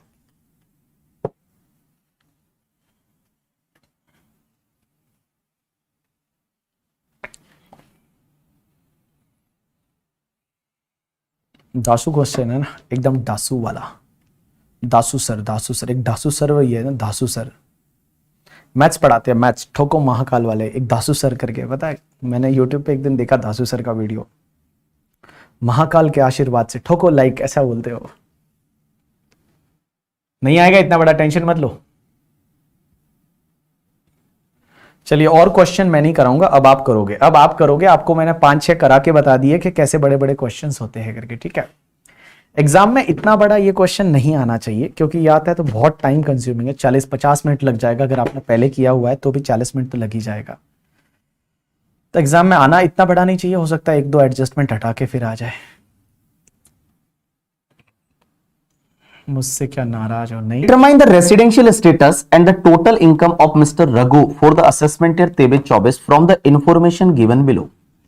आपको यहां पे कुछ इंफॉर्मेशन दे रखी है, उसके बेसिस पे एक बंदा है जिसका नाम है मिस्टर रघु, उसका रेसिडेंशियल स्टेटस निकालना है और उसकी टोटल इनकम निकालनी है। चलिए, सबसे पहले रघु, एज जिसका 62 ईयर्स है, 62 ईयर्स एज है, अमेरिकन सिटीजन है। अब ये रेजिडेंट है या नॉन रेजिडेंट है वो चेक करेंगे, उसके बेसिस पे पता चलेगा ये सीनियर सिटीजन है या नहीं है करके, ठीक है। बिकॉज सीनियर सिटीजन किसको बोलते हैं ना, सीनियर सिटीजन उसको बोलते हैं जो रेजिडेंट इंडिविजुअल 60 इयर्स और मोर की एज होनी चाहिए। तो ये रेजिडेंट है या नहीं वो अपन देखेंगे, बट ये अमेरिकन सिटीजन है, नागरिकता उसकी वहां पे रेजिडेंट है नॉन रेजिडेंट है वो चेक करेंगे। Is employed with the multinational company in the Gurugram, Gurugram की एक कंपनी है, वहां पे ये काम करता है। Mister Raghu hold the senior level position as a researcher in the company since 2009। तो 2009 से ये बंदा क्या कर रहा है, एज अ सीनियर लेवल का जो पोजीशन है वो होल्ड कर रहा है 2009 से। To share his knowledge and finding in the research and give him an opportunity to travel to the other group companies outside India while continue to be based at the Gurgaon office. तो वो क्या करता है कि भैया India के बाहर भी जाता है ऑफिस के काम के लिए, बट गुड़गांव में काम कर रहा है। बंदा है रघु जो गुड़गांव के ऑफिस में काम करता है। The detail of his travel outside India for the financial year 22-23 आपको दे रखा है, आर एज अंडर। अब आपको 22-23 का डिटेल दे रखा है कि वो कौन सी कंट्री में कितने दिन रहा। तो वो यूएसए गया था, वो 25 अगस्त से लेके और 10 नवंबर तक यूएसए में रहा। यूके में रहा 20 नवंबर से लेके 23 दिसंबर तक, और 10 जनवरी से लेके 24 मार्च है वो आपका जर्मनी में रहा। अब एक बात बताइए, तो मैं यहां पे नंबर ऑफ डेज एक बार कैलकुलेट करके मुझे बता दीजिए ना, कौन सी कंट्री में वो कितने दिन रहा। तो उस कंट्री को हटा देंगे तो बाकी वाला इंडिया में रहा होगा, वैसा अपना नंबर ऑफ डेज मिल जाएगा। तो देखिए, अगर आप अगस्त से चालू करते हैं तो 25 अगस्त से बाहर रहा, ऐसा जब इन्होंने क्लियरली दे रखा है कि यूएसए में इतने दिन रहा, तो इसके मतलब आप इतने दिन यूएसए में रहा, 25 से आप यूएसए कैलकुलेट करिए। तो 25 अगस्त से अगर आप कैलकुलेट करते हैं तो मैं बताऊं आपका अगस्त का 7 डेज रहा, उसके बाद आपका नवंबर का कितने दिन रहा, अगस्त के बाद आपका जो नवंबर है वो नवंबर का पूरा अगस्त के बाद सितंबर का 30 डेज, अक्टूबर का 31 डेज और नवंबर का 10 डेज। तो मैं आपको बोलूं ये 78 डेज रहा। तो 78 डेज है, वो 78 डेज आपका रहा कहां पे, यूएसए में। यूके में रहा 20 दिसंबर से 23 नवंबर। तो 20 नवंबर से 23 दिसंबर। तो एक बात बताइए, नवंबर का आपका 19 डेज हटा दीजिए तो 11 दिन नवंबर का और 23 डेज दिसंबर का, तो 34 दिन है, वो 34 दिन आपका कहां पे रहा, यूके में रहा। उसके बाद जनवरी में आपका 31 माइनस 9 कर दीजिए, 22 जनवरी का, फेब का 28 एंड मार्च का 24, ये आपका 74 डेज रहा। तो इसका मतलब वो इंडिया के बाहर कितने दिन रहा, तो 78 plus 74 plus 34 it's comes to the 186 days है, वो इंडिया के बाहर रहा। 186 डेज है, वो 186 डेज आपका इंडिया के बाहर रहा। जब 186 डेज इंडिया के बाहर रहा तो मैं अगर ऐसा निकालना चाहूं स्टे इन इंडिया, इंडिया में कितने दिन रहा, तो 365 डेज माइनस 186 डेज, तो आपके पास में कितने आ जाते हैं, तो कुल मिला के 179 डेज है वो इंडिया में रहा। भाई 179 डेज है वो इंडिया में रहा। यहां तक सही है, किसी का कोई गलत नहीं है। 179 डेज तक वो बंदा इंडिया में रहा। ठीक है, चलिए अपन देखेंगे रेसिडेंशियल स्टेटस क्या आता है। आगे क्या दे रखा है, during the last 4 years preceding the previous year 22-23 he was present in India for 380 days। मतलब लास्ट के 4 साल में वो बंदा 380 डेज के लिए और इंडिया में रहा करके। ठीक है। उसके बाद during the last 7 previous year preceding the previous year 22-23 he was present in India for the 700 days। During the previous year 22-23 he earn the following income. इसकी इस साल की ये इनकम आपको दे रखी है। सबसे पहला उसको सैलरी मिला है 15,80,000 का, entire salary is paid by the Indian company in his Indian bank account. Dividend मिला है 48,000 का from the treat limited Singapore based company which was transfer in his bank account in Singapore. तो Singapore की company से dividend मिला है और वो सिंगापुर में ही मिला है। Interest on fixed deposit with the Punjab national bank amounting 10,500 was credited in his saving bank account in India. तो पहले तो ये देखना पड़ेगा कि भैया इसका रेसिडेंशियल स्टेटस क्या है इस साल का। एक बात बताइए, पहली बेसिक कंडीशन क्या बोलती है, अगर अपन बेसिक कंडीशंस की बात करते हैं तो बेसिक कंडीशन में पहली कंडीशन बोलती है 182 डेज और मोर इंडिया में रहना चाहिए। तो ये तो 179 डेज रहा। तो मैं बताऊं पहली बेसिक कंडीशन सेटिस्फाइड नहीं हुई। पहली बेसिक कंडीशन है वो आपकी सेटिस्फाइड नहीं हुई, पहली बेसिक कंडीशन सेटिस्फाइड नहीं। दूसरी बेसिक कंडीशन क्या बोलती है, 60 days in the previous year. तो 60 days in the previous year तो ये बेटा 179 डेज रहा। एंड उसके साथ साथ में लास्ट के 4 years में कितना रहना चाहिए, बोलो बोलो बोलो बोलो, लास्ट के 4 प्रीवियस ईयर में कितना रहना चाहिए, stay in India for 60 days or more in previous year and 365 days or more in last 4 previous year. भैया लास्ट के 4 प्रीवियस ईयर में कितने दिन रहना चाहिए, बोलो बोलो बोलो बोलो सब लोग। हाँ, लास्ट के 4 प्रीवियस ईयर में 365 डेज। तो ये कितने दिन रहा है, ये लास्ट के 4 प्रीवियस ईयर में 380 डेज रहा है। तो 380 डेज है ये रहा है। तो मैं आपको बोलूं सेकेंड बेसिक कंडीशन सेटिस्फाइड हो गई। यहां पे सेकेंड बेसिक कंडीशन है वो सेकेंड बेसिक कंडीशन सेटिस्फाइड हो गई, क्योंकि 60 days or more in the previous year and 365 days or more in last 4 previous year. तो यहां सेकेंड बेसिक कंडीशन है वो सेटिस्फाइड हो गई। अब एक बात बताइए, आपको एडिशनल कंडीशन पे जाना पड़ेगा। और एडिशनल कंडीशन में पहली एडिशनल कंडीशन तो ये है कि resident in India for 2 previous year or more in last 10 previous year. But एक बात बताओ, ये डेटा अपने पास दे नहीं रखा, अपने पास डेटा दे नहीं रखा कि लास्ट के 10 प्रीवियस ईयर में कितने साल रेजिडेंट रहा, वो निकाल सकते हैं नहीं। लेकिन उसमें उसकी जो दूसरी एडिशनल कंडीशन है वो क्या होती है कि 7 कितने दिन लास्ट के 7 प्रीवियस ईयर में कितना रहना चाहिए आपको? 730 days or more in the last 7 previous year. तो लास्ट के 7 प्रीवियस ईयर में 730 डेज या उससे ज्यादा रहना चाहिए। ये लास्ट के 7 ईयर में 700 डेज रहा है। तो एक बात बताऊं, मैं बता दूं, आपकी एडिशनल कंडीशन वो सेटिस्फाइड नहीं कर रहा है। और जब एडिशनल कंडीशन सेटिस्फाइड नहीं कर रहा है तो वो बंदा क्या माना जाएगा? R but NOR. क्या माना जाएगा? R but NOR means resident but not ordinarily resident माना जाएगा। क्योंकि बेसिक कंडीशन तो सेटिस्फाइड कर ली, बेसिक कंडीशन तो सेटिस्फाइड कर ली, बट भैया एडिशनल दोनों कंडीशन सेटिस्फाइड नहीं हो रही है। भाई पहले से रिलेटेड तो डेटा नहीं दे रखा, दूसरे से रिलेटेड डेटा दे रखा है, वो सेटिस्फाइड नहीं हो रही। इसका मतलब दोनों एडिशनल कंडीशन तो सेटिस्फाइड हो नहीं रही है, because both additional condition satisfied होनी चाहिए। तो उस केस में ये बंदा क्या बन जाएगा? रेजिडेंट बनेगा बट नॉट ऑर्डिनरीली रेजिडेंट। अब एक बात बताओ, अगर कोई बंदा आर एंड ओ आर बन जाता है तो पूरे वर्ल्ड की इनकम पे टैक्स लगता है। आर बट एनओआर बन जाता है तो एक तो इंडिया की इनकम पे टैक्स लगता है, और एक फॉरेन की अगर कोई बिजनेस कंट्रोल्ड फ्रॉम इंडिया वाली इनकम है उस पर टैक्स लगता है। बाकी कोई फॉरेन की इनकम पे टैक्स नहीं लगता, और एनआर के लिए सिर्फ इंडियन इनकम पे टैक्स लगता है। तो एक बात बताओ, ये आर बट एनओआर बन गया, तो आर बट एनओआर बन गया तो एक तो इसको अगर कोई इंडियन इनकम मिली होगी उस पर टैक्स लगेगा, और दूसरा अगर फॉरेन का कोई business income, business control from India है उस पर टैक्स लगेगा। तो एक बात बताओ, उसकी इनकम में क्या है? एक तो सैलरी है जो उसको इंडिया में मिल रही है, तो सैलरी इंडिया में मिल रही है, ये तो इंडियन इनकम है, तो ये तो इंडिया में टैक्सेबल हो जाएगी। Yes, it will be taxable in India, ये टैक्सेबल होगी। दूसरा एक बात बताओ, अगर R and O R, R but NOR है करके, ठीक है, आर बट एनओआर, इसके लिए 1 और 2 नंबर इनकम ही टैक्सेबल होती है करके, ठीक है। तो एक बात बताइए, आर बट एनओआर के लिए, जो आर बट एनओआर है उसके लिए इंडियन इनकम टैक्सेबल होती है, और फॉरेन की वही वाली जो बिजनेस कंट्रोल फ्रॉम इंडिया है। अब एक बात बताइए, इसको सिंगापुर बेस्ड कंपनी से डिविडेंड मिला है और सिंगापुर में ही मिला है, तो क्या ये इंडिया में टैक्सेबल होगा? नहीं, ये तो टैक्सेबल नहीं होगा ना, ये तो 3 नंबर इनकम है, ये तो फॉरेन की इनकम है, और जो ये फॉरेन की इनकम है तो ये तो इंडिया में टैक्सेबल नहीं होगी, तो ये इंडिया में टैक्सेबल नहीं होगी। और इंडिया की दिल्ली में अगर उसका बैंक है और बैंक अकाउंट है, ये वाला इंटरेस्ट इंडिया में टैक्सेबल हो जाएगा। तो ये वाला इंटरेस्ट है वो इंडिया में टैक्सेबल हो जाएगा। तो आप यहां पे देखोगे ना, तो देखिए मैंने सैलरी लिया है 15 लाख, उसमें से 50,000 का स्टैंडर्ड डिडक्शन, ये 14 लाख 50,000 है, वो टैक्सेबल होगा। मैंने फिर आपका ये जो 48,000 है ये इंडिया में टैक्सेबल नहीं होगा, क्योंकि देखिए क्या लिखा हुआ है, dividend 48,000 received from Singapore based company transfer in his bank account in Singapore is not taxable in India for the resident but not ordinarily resident since the income has neither accrued or arise in India nor it has been received in India.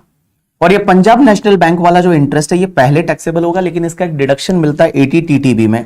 अब आप बोलोगे आपने कल तो एक section में बताया था 80 टीटीए, अब आप बता रहे हो 80 टीटीबी, कल परसों आपको समझ में आ जाएगा कहां 80 टीटीए लगता है, कहां 80 टीटीबी लगता है। ये सीनियर सिटीजन बन गया, क्योंकि रेजिडेंट तो है ही है, और रेजिडेंट इंडिविजुअल एज 60 ईयर्स और मोर, ये रेजिडेंट इंडिविजुअल एज 60 ईयर्स और मोर है, रेजिडेंट इंडिविजुअल एज 60 ईयर्स और मोर है, तो यहां पे आपका ये जो है आपका क्या बन जाएगा? Senior citizen. अब एक बात समझना, इस क्वेश्चन में एक करेक्शन है। करेक्शन ये है कि ऊपर तो सैलरी दे रखा है 15,80,000 और यहां पे कंसीडर किया है आपका 15 लाख करके, ठीक है। तो आप एक काम करिए, यहां पे थोड़ा प्रिंटिंग मिस्टेक है, 15 लाख माइनस 50,000, 1450 प्लस 10,500, तो 1450। हाँ, तो आप एक काम करिए, यहां क्वेश्चन में जो 1580 है ना, इसको आप 15 लाख कर दीजिए, इसको आप 15 लाख कर दीजिए, ये 15 लाख कर दीजिए, ऊपर जो सैलरी है उसको आप 15 लाख कर दीजिए। दिस इज वन करेक्शन, इस सैलरी को आप 15 लाख कर दीजिए, ठीक है, 15 लाख कर दीजिए।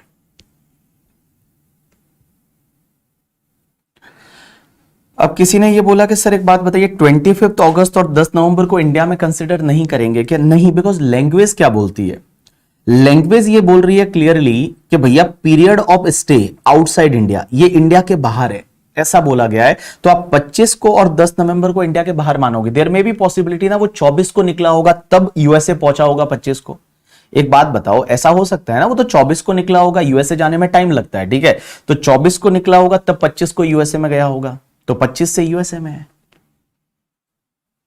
चलिए हाँ कंप्यूटेड, हाँ सैलरी में जैसे यहाँ पे कंप्यूटेड नहीं दे रखा इसलिए डिडक्शन लिया है, क्योंकि सैलरी आपको सीधा दे रखा है आपकी 15 लाख, तो सैलरी 15 लाख तो आपको 50,000 का डिडक्शन लेना है। यस अशोक कुमार त्रिवेदी आप सही बोल रहे हो।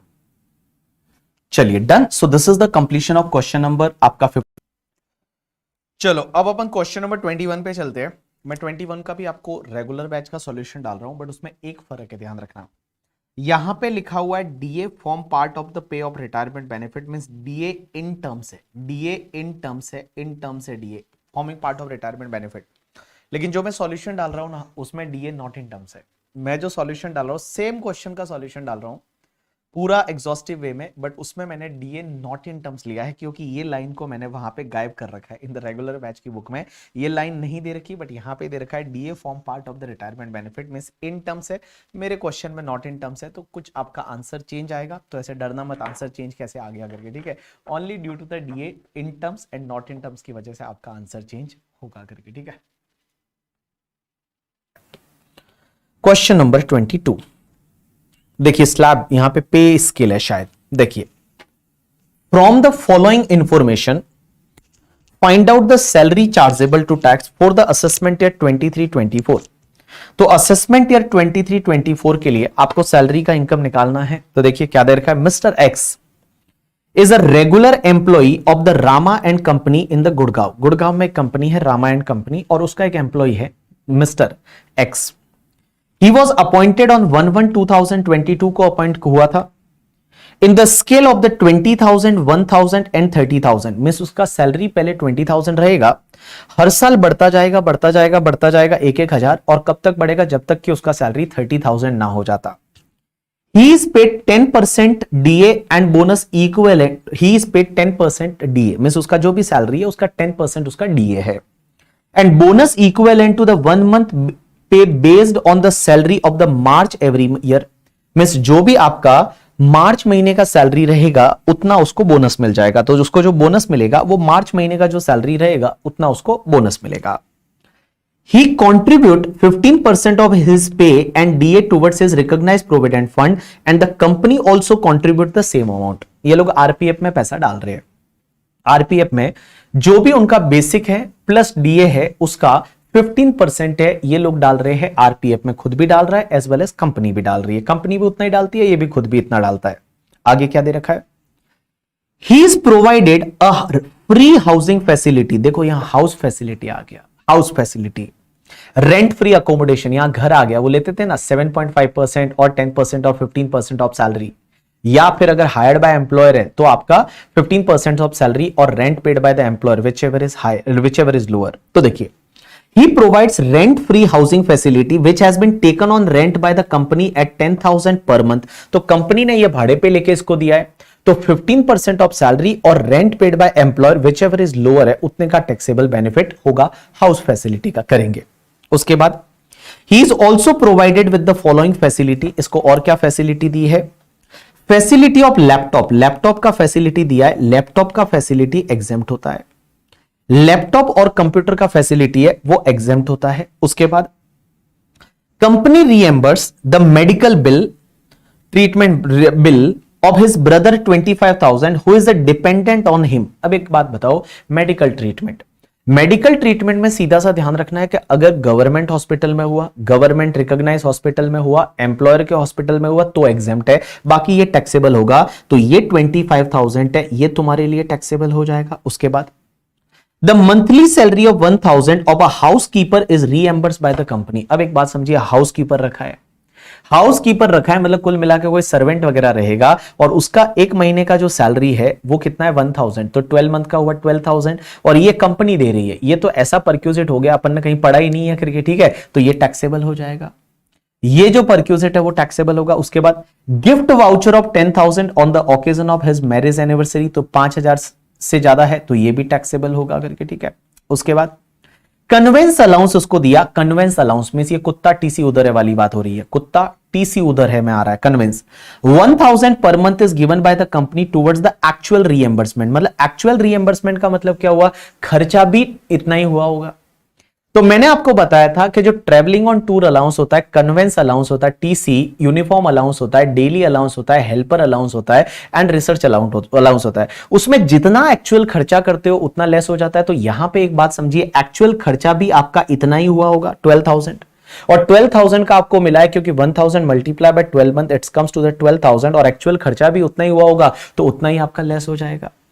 He is provided personal accidental policy for which premium 5,000 is paid by the company। ये मैंने अभी आपको लिखवाया, ये एग्जेम्प्ट होता है। जो पर्सनल एक्सीडेंटल पॉलिसी का प्रीमियम है वो अगर पे किया तो वो एग्जेम्प्ट है। He is getting telephone allowance, देखो टेलीफोन फैसिलिटी होता तो एग्जेम्प्ट होता, टेलीफोन फैसिलिटी होता तो एग्जेम्प्ट होता, यहां अलाउंसेस की बात कर रहे हैं तो टेलीफोन अलाउंस जो होता है वो पूरा टैक्सेबल होगा।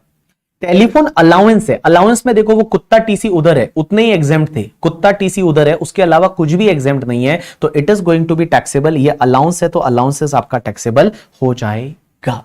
चलिए अपन एक काम करते हैं, अलाउंस है, टेलीफोन फैसिलिटी होता, परक्यूजिट होता तो एग्जेम्प्ट था, टेलीफोन मोबाइल फैसिलिटी एग्जेम्प्ट है बट अलाउंस है तो वो टैक्सेबल होगा। तो चलिए अपन एक काम करते हैं, अपन क्वेश्चन पे चलते हैं, एक एक एक एक चीज लिखते हैं। तो देखिए सबसे पहले बंदे का नाम क्या है, मिस्टर एक्स करके, एक्स, क्वेश्चन नंबर 22। तो आपकी बुक का क्वेश्चन नंबर 22, पेज नंबर आपकी बुक का 41।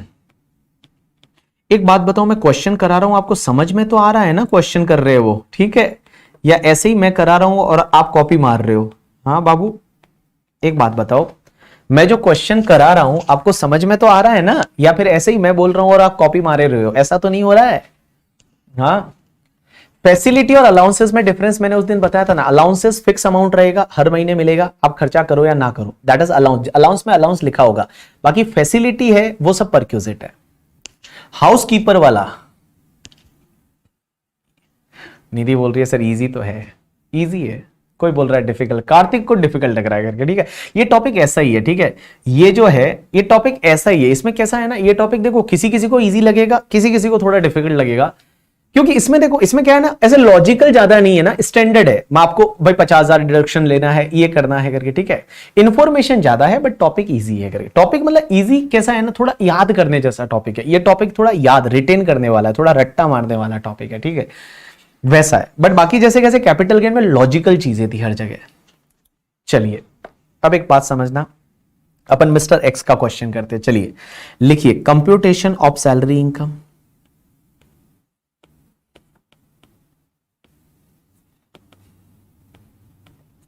सो कंप्यूटेशन ऑफ सैलरी इनकम,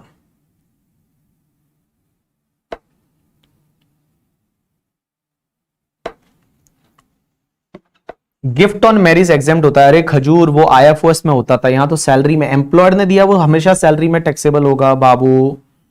इसको क्या ना अदर सोर्सेज का याद आ गया कि बोलो अरे सर वो तो मिस्टर आईडी हटला आईटीसी बढ़ाया था आपने, उसमें तो एग्जेम्प्ट होता था, अरे वो शादी वाला जो है ना, वो शादी वाला गिफ्ट ऑन मैरिज जो है वो वहां अदर सोर्सेज में एग्जेम्प्ट होता है अगर शादी पे मिलता है, यहां तो एम्प्लॉयर से तो कभी भी कुछ भी मिलता है, हमेशा सैलरी में जाएगा। तो चलिए एक एक एक एक चीज लेंगे अपन। चलिए साथ में लिखिए, सबसे पहला बेसिक सैलरी, तो बेसिक सैलरी आपका जो है वो 2,43,000 आएगा। बेसिक सैलरी आपका 2,43,000। अब आप बोलोगे 2,43,000 आपने कैसे निकाल दिया, चलो मैं पहले बेसिक सैलरी सिखाता हूं। इधर देखो, इधर देखो बेसिक सैलरी कैसे आया, इधर देखिए, इधर देखिए, मेरी तरफ देखिए। एक बात बताओ, उसने जॉब ज्वाइन कब किया था? हो सकता है 243 ना हो यार, इधर देखो, उसने जॉब ज्वाइन कब किया था? 1 जनवरी 2022। इधर देखो, इधर देखो, बेसिक सैलरी निकालना सिखा रहे हैं। तो 1 जनवरी 2022 को उसने जॉब ज्वाइन किया था, तो एक साल कब कंप्लीट होगा भाई? पे स्केल दे रखा है इसमें, तो एक साल आपका जो कंप्लीट होगा वो होगा 31 दिसंबर 2023 को। हाँ भाई, 1 जनवरी 2022 को ज्वाइन किया था, 1 जनवरी 2022। अरे यार 1 जनवरी तो 2022 तो या 31 दिसंबर 2022 ही होगा ना, 2022। उसके बाद 1 जनवरी 2023 से लेके और आपका 31 दिसंबर 2023। हाँ भाई, अब एक बात बताओ, अब एक बात बताओ, खुशी क्या बोल रही है बेटा, इधर देख। अब एक बात बताओ, उसने जॉब ज्वाइन किया था तब उसका सैलरी कितना था? 20,000 रुपीज पर मंथ। तो 20,000 रुपीज पर मंथ, और अगले साल हो जाएगा 21,000 रुपीज पर मंथ। अब एक बात बताओ, अपने अगर एग्जाम के लिए बात करूं तो अपने एग्जाम के लिए 1 अप्रैल 2022 से लेते हैं, प्रीवियस ईयर, अपना प्रीवियस ईयर यहां से लेंगे। तो यहां से 1 अप्रैल 2022 से लेके और यहां पे आएगा आपका 31 मार्च 2023। तो मैं बताऊं आपका 9 महीना तो ये वाला और 3 महीना ये वाला, तो आपका सैलरी कितना होगा? 20,000 multiply by 9 month plus 21,000 multiply by 3 month, तो आपका आ गया 1,80,000 प्लस 63,000, तो आपका हो गया 2,43,000। आया 243। चलिए इसको कॉपी कर लीजिए, इसको कॉपी कर लीजिए। 2,43,000, क्योंकि अपन 1 अप्रैल 2022 से 31 मार्च 2023 तक लेंगे।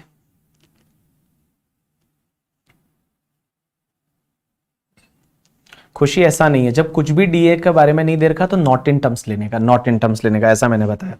चलिए, तो 243 आपका आ गया बेसिक सैलरी, तो स्टेटमेंट में लिख लीजिए 2,43,000। उसके बाद दूसरा है आपका डीए, और डीए में देखिए 10% ऑप्स बेसिक सैलरी दे रखा है।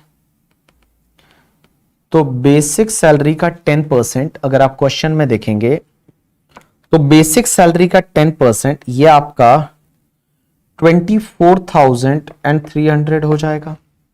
उसके बाद bonus equivalent to basic salary of the March दे रखा है, तो bonus basic salary of the March, तो ये तुम्हारा मार्च मंथ सैलरी। तो मार्च महीने का सैलरी कितना होगा? तो मैं बताऊं, मार्च महीने का आपका जो सैलरी है वो आपका मार्च महीने का सैलरी 21,000 होगा, तो 21,000 है, ये आपका बोनस आ गया। 21,000 आपका बोनस आ गया, 21,000 बोनस। उसके बाद चलिए, बोनस के बाद अपन जो दे रखा है, बोनस के बाद इन्होंने हो गया ये। उसके बाद में आपका आरपीएफ में पैसा डाला, तो आरपीएफ में पैसा डाला, तो अब एक बात समझिए, आरपीएफ में आपने पैसा कितना डाला? एम्प्लॉय का कंट्रीब्यूशन तो इग्नोर करते हैं, एम्प्लॉयर का कंट्रीब्यूशन लेते हैं। तो employer contribution towards RPF, RPF का मतलब रिकॉग्नाइज प्रोविडेंट फंड। तो रिकॉग्नाइज प्रोविडेंट फंड में उसने डाला है 15% ऑफ बेसिक प्लस डीए। देखिए क्या लिखा हुआ है कि 15% ऑफ बेसिक पे प्लस डीए। तो एक बात बताओ, आपका 243 प्लस आपका 24,300, उसका 267,300 का 15% डाला है, तो 267,300 का 15% देखेंगे तो आपका आ गया 4,095। इसमें से आपका एग्जेम्प्ट कितना होता है? Up to 12%, up to 12% of salary. और सैलरी की डेफिनेशन में लेते हैं basic plus DA in terms plus turnover commission. अब एक बात बताओ, इसमें यह बोला हुआ नहीं है इस क्वेश्चन में कि ये डीए इन टर्म्स है या नॉट इन टर्म्स है। खुशी, यहां पे ये नहीं बोला हुआ कि डीए इन टर्म्स है या नॉट इन टर्म्स है, तो नॉट इन टर्म्स मानेंगे। जब कुछ भी नहीं दे रखा तो नॉट इन टर्म्स मानेंगे। कि रिटायरमेंट बेनिफिट के लिए कुछ दे ही नहीं रखा तो नॉट इन टर्म्स मानेंगे। तो मेरे को 12% किसका लेना है? फिर सिर्फ बेसिक का लेना है। तो बेसिक कितना है आपका? 2,43,000, इसका 12% तक आपका एग्जेम्प्ट हो जाएगा। 29,000 और 160 माइनस 49,500 935 10,935। बोनस बेसिक पे ही दिया है ना, उसने बोला है कि बेसिक पे का मार्च मंथ का ऐसा दे रखा है, तो ये आ गया आपका एम्प्लॉयर कंट्रीब्यूशन टुवर्ड्स आरपीएफ। उसके बाद में फैसिलिटी ऑफ लैपटॉप, मैं इधर ही लिख लेता हूं एग्जाम्प्ट, नोट ना लिख के इस बार मैं इधर ऊपर ही लिख लेता हूं, ठीक है। तो फैसिलिटी ऑफ लैपटॉप, लैपटॉप का फैसिलिटी दिया है, एग्जाम्प्ट है। लैपटॉप का फैसिलिटी घर का लास्ट में करेंगे, घर का लास्ट में करेंगे। Medical treatment of brother, medical treatment of brother, और मेडिकल ट्रीटमेंट ऑफ ब्रदर 25,000 है। उसके बाद हाउसकीपर फैसिलिटी,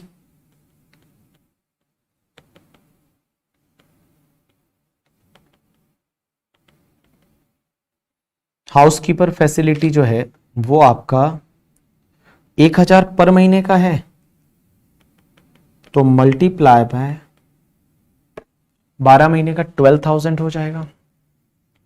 हाउसकीपर के बाद आपका गिफ्ट वाउचर, तो गिफ्ट वाउचर 10,000 का है, पूरा टैक्सेबल कर दीजिए। गिफ्ट वाउचर के बाद कन्वींस अलाउंस दे रखा है, तो अलाउंस तो टैक्सेबल होता है, बट जितना खर्चा करोगे उतना एग्जेम्प्ट होगा। तो कन्वींस अलाउंस है वो एक्चुअली 1,000 रुपया 12 महीने का, तो 12 महीना लेस एक्चुअल एक्सपेंडिचर, तो एक्चुअल एक्सपेंडिचर है वो आपका 12,000 है, तो यहां पे कुछ भी टैक्सेबल नहीं होगा। देखो आरपीएफ में भैया आपका बेसिक प्लस डीए का 15% डाला है, एग्जेम्प्ट कितना होता है 12% ऑफ सैलरी, और सैलरी में salary plus DA plus turnover commission लेते हैं। डीए के बारे में कुछ दे नहीं रखा, तो मैंने सीधा डीए को नॉट इन टर्म्स मानने का। चलिए कन्वेंस अलाउंस है वो आपका 12,000 पूरा एग्जेम्प्ट हो गया। उसके बाद आपका पर्सनल एक्सीडेंटल पॉलिसी का कुछ दे रखा है,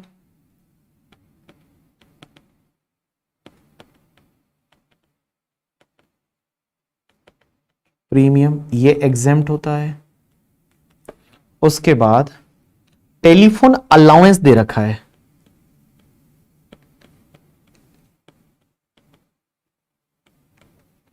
और टेलीफोन अलाउंस दे रखा है, अलाउंसेस तो टैक्सेबल होता है हर बार, मल्टीप्लाई बाय 12, तो ये आपका 6,000 हो गया। आई थिंक सब हो गया other than house facility, last बचा है हाउस फैसिलिटी सिर्फ। अब अपन लेंगे हाउस फैसिलिटी, और हाउस फैसिलिटी के लिए अपन वर्किंग नोट नंबर 2 बना देते हैं। मान लो ये बेसिक सैलरी के लिए वर्किंग नोट नंबर 1 था,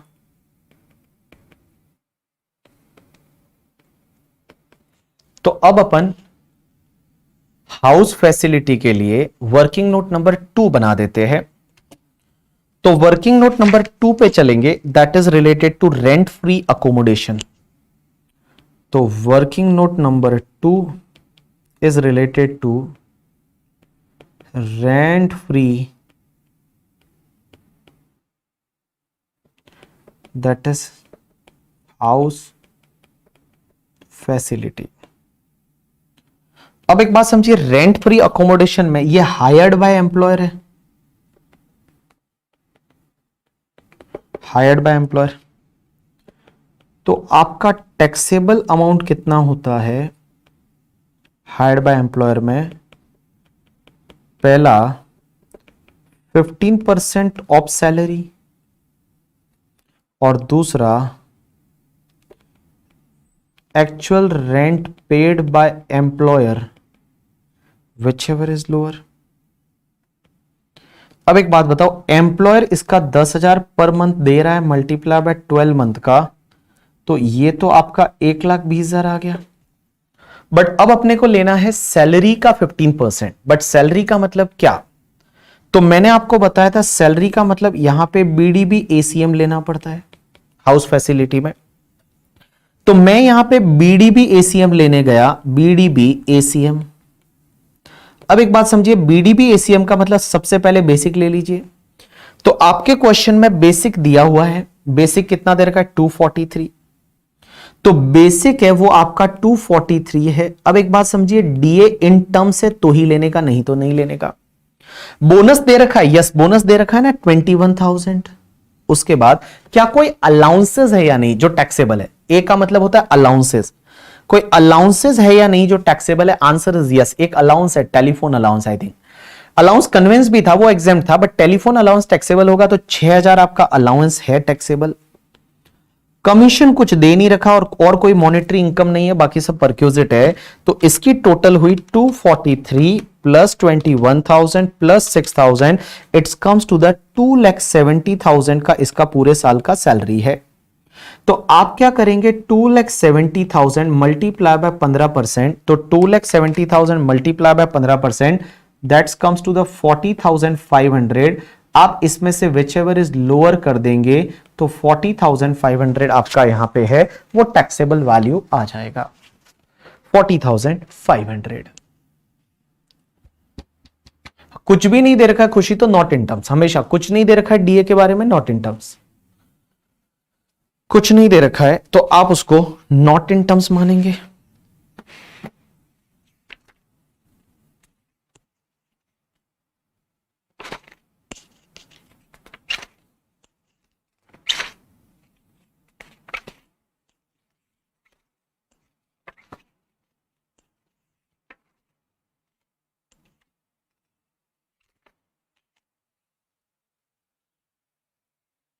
चलिए, तो 40,500 आया यहां पे। तो 40,500 आपका हाउस फैसिलिटी। अब इसको टोटल कर दीजिए, that is call your gross salary. ये तुम्हारा ग्रॉस सैलरी है। तो ग्रॉस सैलरी कितना हुआ, 243 plus 24,300 plus 21,000 plus 10,935 plus 25,000 plus 12,000 plus 10,000 plus 6,000 plus 40,500, it's comes to the, कितना आया था तुम्हारा, 3,19,000 समथिंग आया। कितना है, 392,735। तो 3,92,735 माइनस ले लीजिए डिडक्शन अंडर सेक्शन 16, और यहां पे लीजिए स्टैंडर्ड डिडक्शन 50,000 का ले लीजिए, ये लेस कर दीजिए, आपको मिल जाएगा नेट सैलरी। ले लीजिए, आपको मिल जाएगा net salary. Question number 23 read करिए। क्वेश्चन नंबर 23 रीड करिए।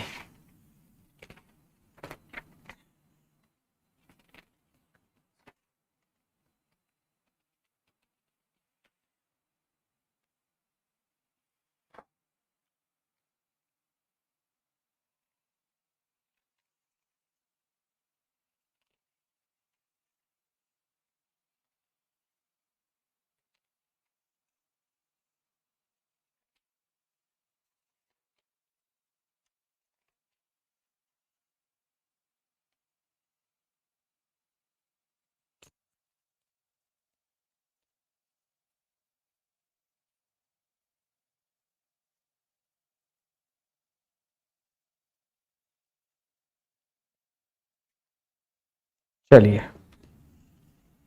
40,500 टैक्सेबल अमाउंट था ना बाबू हाउस फैसिलिटी का। चलो क्वेश्चन नंबर 23 रीड करिए आप लोग।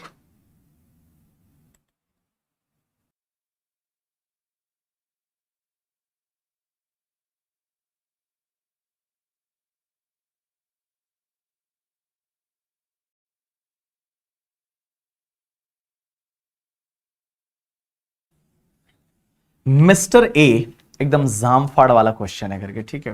बोलते हैं जामफाड़ क्या होता है, जामफाड़ मतलब खतरनाक वाला। देखिए, जामतारा वाला। चीजों को समझना, और चीजों को समझोगे तो बहुत मजा आएगा करके, ठीक है। देखिए क्या लिखा हुआ है, mister A a dealer in share. तो पहली चीज तो मिस्टर ए जो है वो काम करता है बाबू, शेयर का डीलर है, मतलब शेयर में ट्रेड करता है। तो शेयर अगर उसके पास में कोई भी रहेगा तो वो स्टॉक इन ट्रेड रहेगा, शेयर जो रहेगा वो स्टॉक इन ट्रेड रहेगा। तो ये बंदा शेयर में डीलर है, तो डीलर इन शेयर मतलब शेयर स्टॉक इन ट्रेड रहेगा, बाकी कोई भी असेट है वो कैपिटल असेट। चलिए हुआ क्या, receive the following without consideration during the previous year 22-23 from his friend mister B B, थारा भाई फ्रेंड करके, ठीक है। मिस्टर बी ने मिस्टर ए को इतने सारे गिफ्ट कर दिए। मैं कितना भला आदमी हूं, मिस्टर ए को मैंने गिफ्ट किया। क्या क्या गिफ्ट किया? फ्रेंड को गिफ्ट किया। आपको बताना है टैक्सेबल होगा या नहीं करके, ठीक है। तो देखिए सबसे पहला उसको मैंने कैश गिफ्ट दिया 75,000 का ऑन हिज एनिवर्सरी। बंदे का मिस्टर ए का एनिवर्सरी था, मैंने 75,000 रुपए का गिफ्ट दिया। मुझे बताइए टैक्सेबल और एग्जेम्प्ट? टैक्सेबल और एग्जेम्प्ट? 75,000 का कैश गिफ्ट दिया ए को बी ने एनिवर्सरी पे, बताइए टैक्सेबल और एग्जेम्प्ट? बताइए टैक्सेबल और एग्जेम्प्ट? हाँ बताइए टैक्सेबल और एग्जेम्प्ट? बताइए टैक्सेबल और एग्जेम्प्ट? वाओ बाबू, सब लोगों ने बोला टैक्सेबल। लव यू ऑल यार, क्या दिमाग लगाया तुमने। इट्स टैक्सेबल, सीधी सी बात है। मनी मिला है 50,000 से ज्यादा, मिस्टर आईडी हटला आईटीसी में आता नहीं है, तो इट इज अ टैक्सेबल। उसके बाद देखिए उसको बुलियन मिला, द फेयर मार्केट वैल्यू 60,000 का ऑन हिज बर्थडे। भैया बी का कुछ ए से कनेक्शन है, एनिवर्सरी पे 75,000 गिफ्ट दिया है, बुलियन और दे दिया भाई साहब, बुलियन और दे दिया 60,000 का, और बुलियन दिया तो बुलियन भी तो मूवेबल असेट में आता है। Share, security, jewellery, drawing, painting, sculpture, archaeological collection, any other work of art, Boolean and virtual digital asset. तो ये टैक्सेबल या नहीं? ये भी टैक्सेबल करके, ठीक है। तो बुलियन भी टैक्सेबल हो जाएगा। अब एक बात समझना, इसको एक और गिफ्ट मिला। क्या? ये जो मिस्टर बी है ये गिफ्ट कर रहा है ए को। क्या गिफ्ट किया? तीसरा, a plot of land eight Faridabad on the 1 जुलाई 2022 को गिफ्ट कर दिया। The stamp value of which is 5 lakh on that date, Mr. B has purchased the land in April 2009। भाई उसने अप्रैल 2009 में बी ने खरीदा था, बट ए को अभी गिफ्ट मिला जिसका स्टैंप ड्यूटी वैल्यू 5 लाख है। मुझे ये बताओ ये भी टैक्सेबल होगा या नहीं? ये भी टैक्सेबल होगा या नहीं होगा करके, ठीक है। ये भी टैक्सेबल होगा या नहीं होगा? ये भी टैक्सेबल होगा या नहीं? इमूवेबल प्रॉपर्टी गिफ्ट में मिला है फ्रेंड से और जिसका स्टैंप ड्यूटी वैल्यू 5 लाख है। मुझे बता दीजिए ये टैक्सेबल होगा या नहीं होगा? आंसर इज यस, ये टैक्सेबल होगा ना। ये भी तो टैक्सेबल होगा। इसमें डिफरेंस कहां आ रहा है? ये तो गिफ्ट में मिला है, तो एचडीबी 50,000 से ज्यादा है, फुल्ली टैक्सेबल। खरीदा थोड़ी है, खरीदा होता तो डिफरेंस देखते, तो ये भी टैक्सेबल होगा। तो मैं बता दूं ये भी टैक्सेबल। तो ये तीन जो इनकम है ये कहां जाएगी? मिस्टर ए के हाथ में आईएफओएस में जाएगी, 56/10 में जाएगी। कहां पे जाएगी? 56/10 में। तो 75,000 टैक्सेबल, 60,000 टैक्सेबल, एंड उसके साथ साथ में तुम्हारा 5 लाख है वो भी टैक्सेबल हो जाएगा करके, ठीक है। तो यहां पे भैया ये तीनों चीजें आईएफओएस में जाएगी, टैक्सेबल होगा मिस्टर ए के हाथ में। उसके बाद ये पॉइंट क्या बोलता है? अब ये देखना, ये स्टॉक की बात करेगा। Mister A purchase from his friend mister C who is also dealer in the share. भाई ये मिस्टर ए जो है ये भी तो शेयर का डीलर है, और ये इसका एक फ्रेंड है मिस्टर सी, वो भी शेयर इन डीलर है। तो ये डीलर है, दोनों शेयर के डीलर है। तो ये जो अब खरीद रहा है शेयर, वो तो स्टॉक इन ट्रेड खरीद रहा है। तो देखिए mister A purchase from his friend mister C who is also dealer in share 1000 share of X limited at 400 each on the 19 June 2022 and fair market value जिसका 600 each है on that day. Mister A sold this share in the course of his business. एक बात बताओ, अगर आप as a stock in trade कुछ purchase कर रहे हो तो 56/10 तो नहीं लगेगी। मींस इसमें आईएफओएस में कोई भी टैक्स नहीं लगेगा, 56/10 नहीं लगेगी। ये जो भी इनकम होगी वो बिजनेस में चली जाएगी। ये भले आपने लो कंसिडरेशन पे खरीदा, मैंने बताया था ब्यूटीफुल ज्वेलर्स वाले एफएमवी से कम पे खरीद रहे थे, तो भी आईएफओएस में टैक्स नहीं लग रहा था। आईएफओएस में टैक्स नहीं लगेगा, यहां पे आईएफओएस में टैक्स नहीं लगेगा क्योंकि ये शेयर खरीद रहा है as a dealer. As a dealer खरीद रहा है, तो उस पर्टिकुलर केस में भैया इनका पीजीबीपी में जो टैक्स लगना है वो पीजीबीपी में लगेगा। जब भी सेल करेगा तो उस केस में पीजीबीपी में लगेगा, आईएफओएस में कोई टैक्स नहीं लगेगा। आगे क्या पूछा है? क्योंकि हमको तो उन्होंने बिजनेस की इनकम निकालने का पूछा नहीं है, हमको नीचे लास्ट में पूछा है इनकम फ्रॉम अदर सोर्सेज और कैपिटल गेन निकालना है। तो बिजनेस का तो हमको कुछ करना ही नहीं है, तो इसको अपन चौकड़ी मार देंगे कि इसको अपने को देखने की जरूरत नहीं है। उसके बाद उसने क्या किया? आगे क्या किया? फर्दर ऑन द 1 नवंबर 2022, इस साल में 1 नवंबर 2022 को mister A took possession of property that is office building उसने खरीदा है booked by him 2 years back at 20 lakh, 2 साल पहले बुक किया था, 20 लाख में उसने खरीदा है, इस बार एक प्रॉपर्टी खरीदी है 20 लाख में।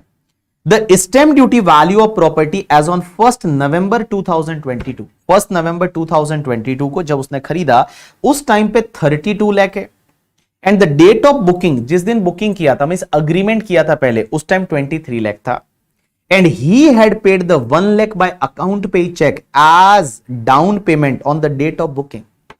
एक बात बताओ, जब उसने बुकिंग किया था उस टाइम पे, बुकिंग मींस अग्रीमेंट किया था, उस टाइम पे उसने 1 लाख अकाउंट पे ही चेक से पे कर दिया था, तो मैं बताऊं यहां पे एसडीवी जो है वो आप अग्रीमेंट की डेट की ले सकते हो। तो यहां पे एसडीवी आपको कितना लेना पड़ेगा, 23 लाख, और आपने खरीदा कितने में, 20 लाख में, डिफरेंस कितना है, 3 लाख है। तो यहां आईएफओएस में टैक्स लगेगा, आंसर इज चेक करेंगे।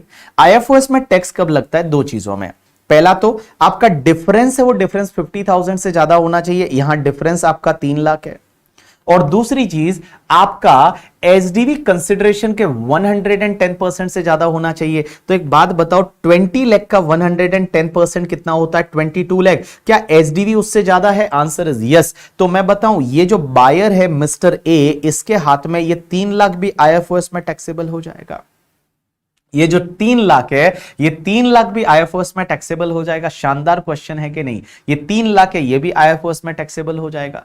तो देखो आईएफओएस में टैक्सेबल वाली इनकम कौन कौन सी है, ये ऊपर जो 3 गिफ्ट मिले थे फ्रेंड से, ये तीनों टैक्सेबल है, मींस आपका 75, दूसरा 60 और ये 5 लाख, ये टैक्सेबल, और ये डिफरेंस 3 लाख है, ये भी आईएफओएस में टैक्सेबल। अब क्या हुआ, On 1st March 2023, he sold the plot of land at Faridabad for the 7 lakh. एक बात बताओ, उसके फ्रेंड से जो उसको प्लॉट मिला था, इसके फ्रेंड से जो प्लॉट मिला था गिफ्ट में, उसको आगे बेच दिया उसने 7 लाख में, 7 लाख में। एक बात बताओ, when he receive the plot from his friend, तो मैं बोलूं 5 लाख पे आईएफओएस में टैक्स लगा था भाई, 5 लाख पे आईएफओएस में टैक्स लगा था एसडीवी पे, तो जितने पे 5 लाख पे आईएफओएस में टैक्स लगेगा वही उसकी कॉस्ट ऑफ एक्विजिशन बन जाएगी।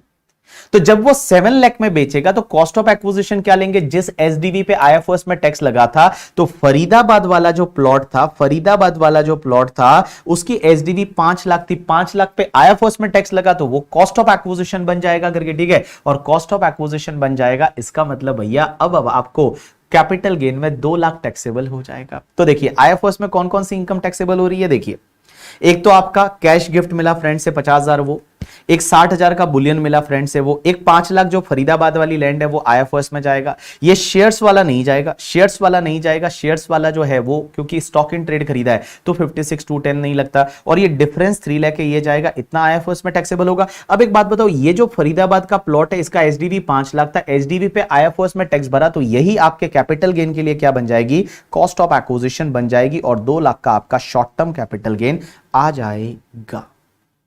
2 लाख का आपका शॉर्ट टर्म कैपिटल गेन है वो आ जाएगा, ठीक है।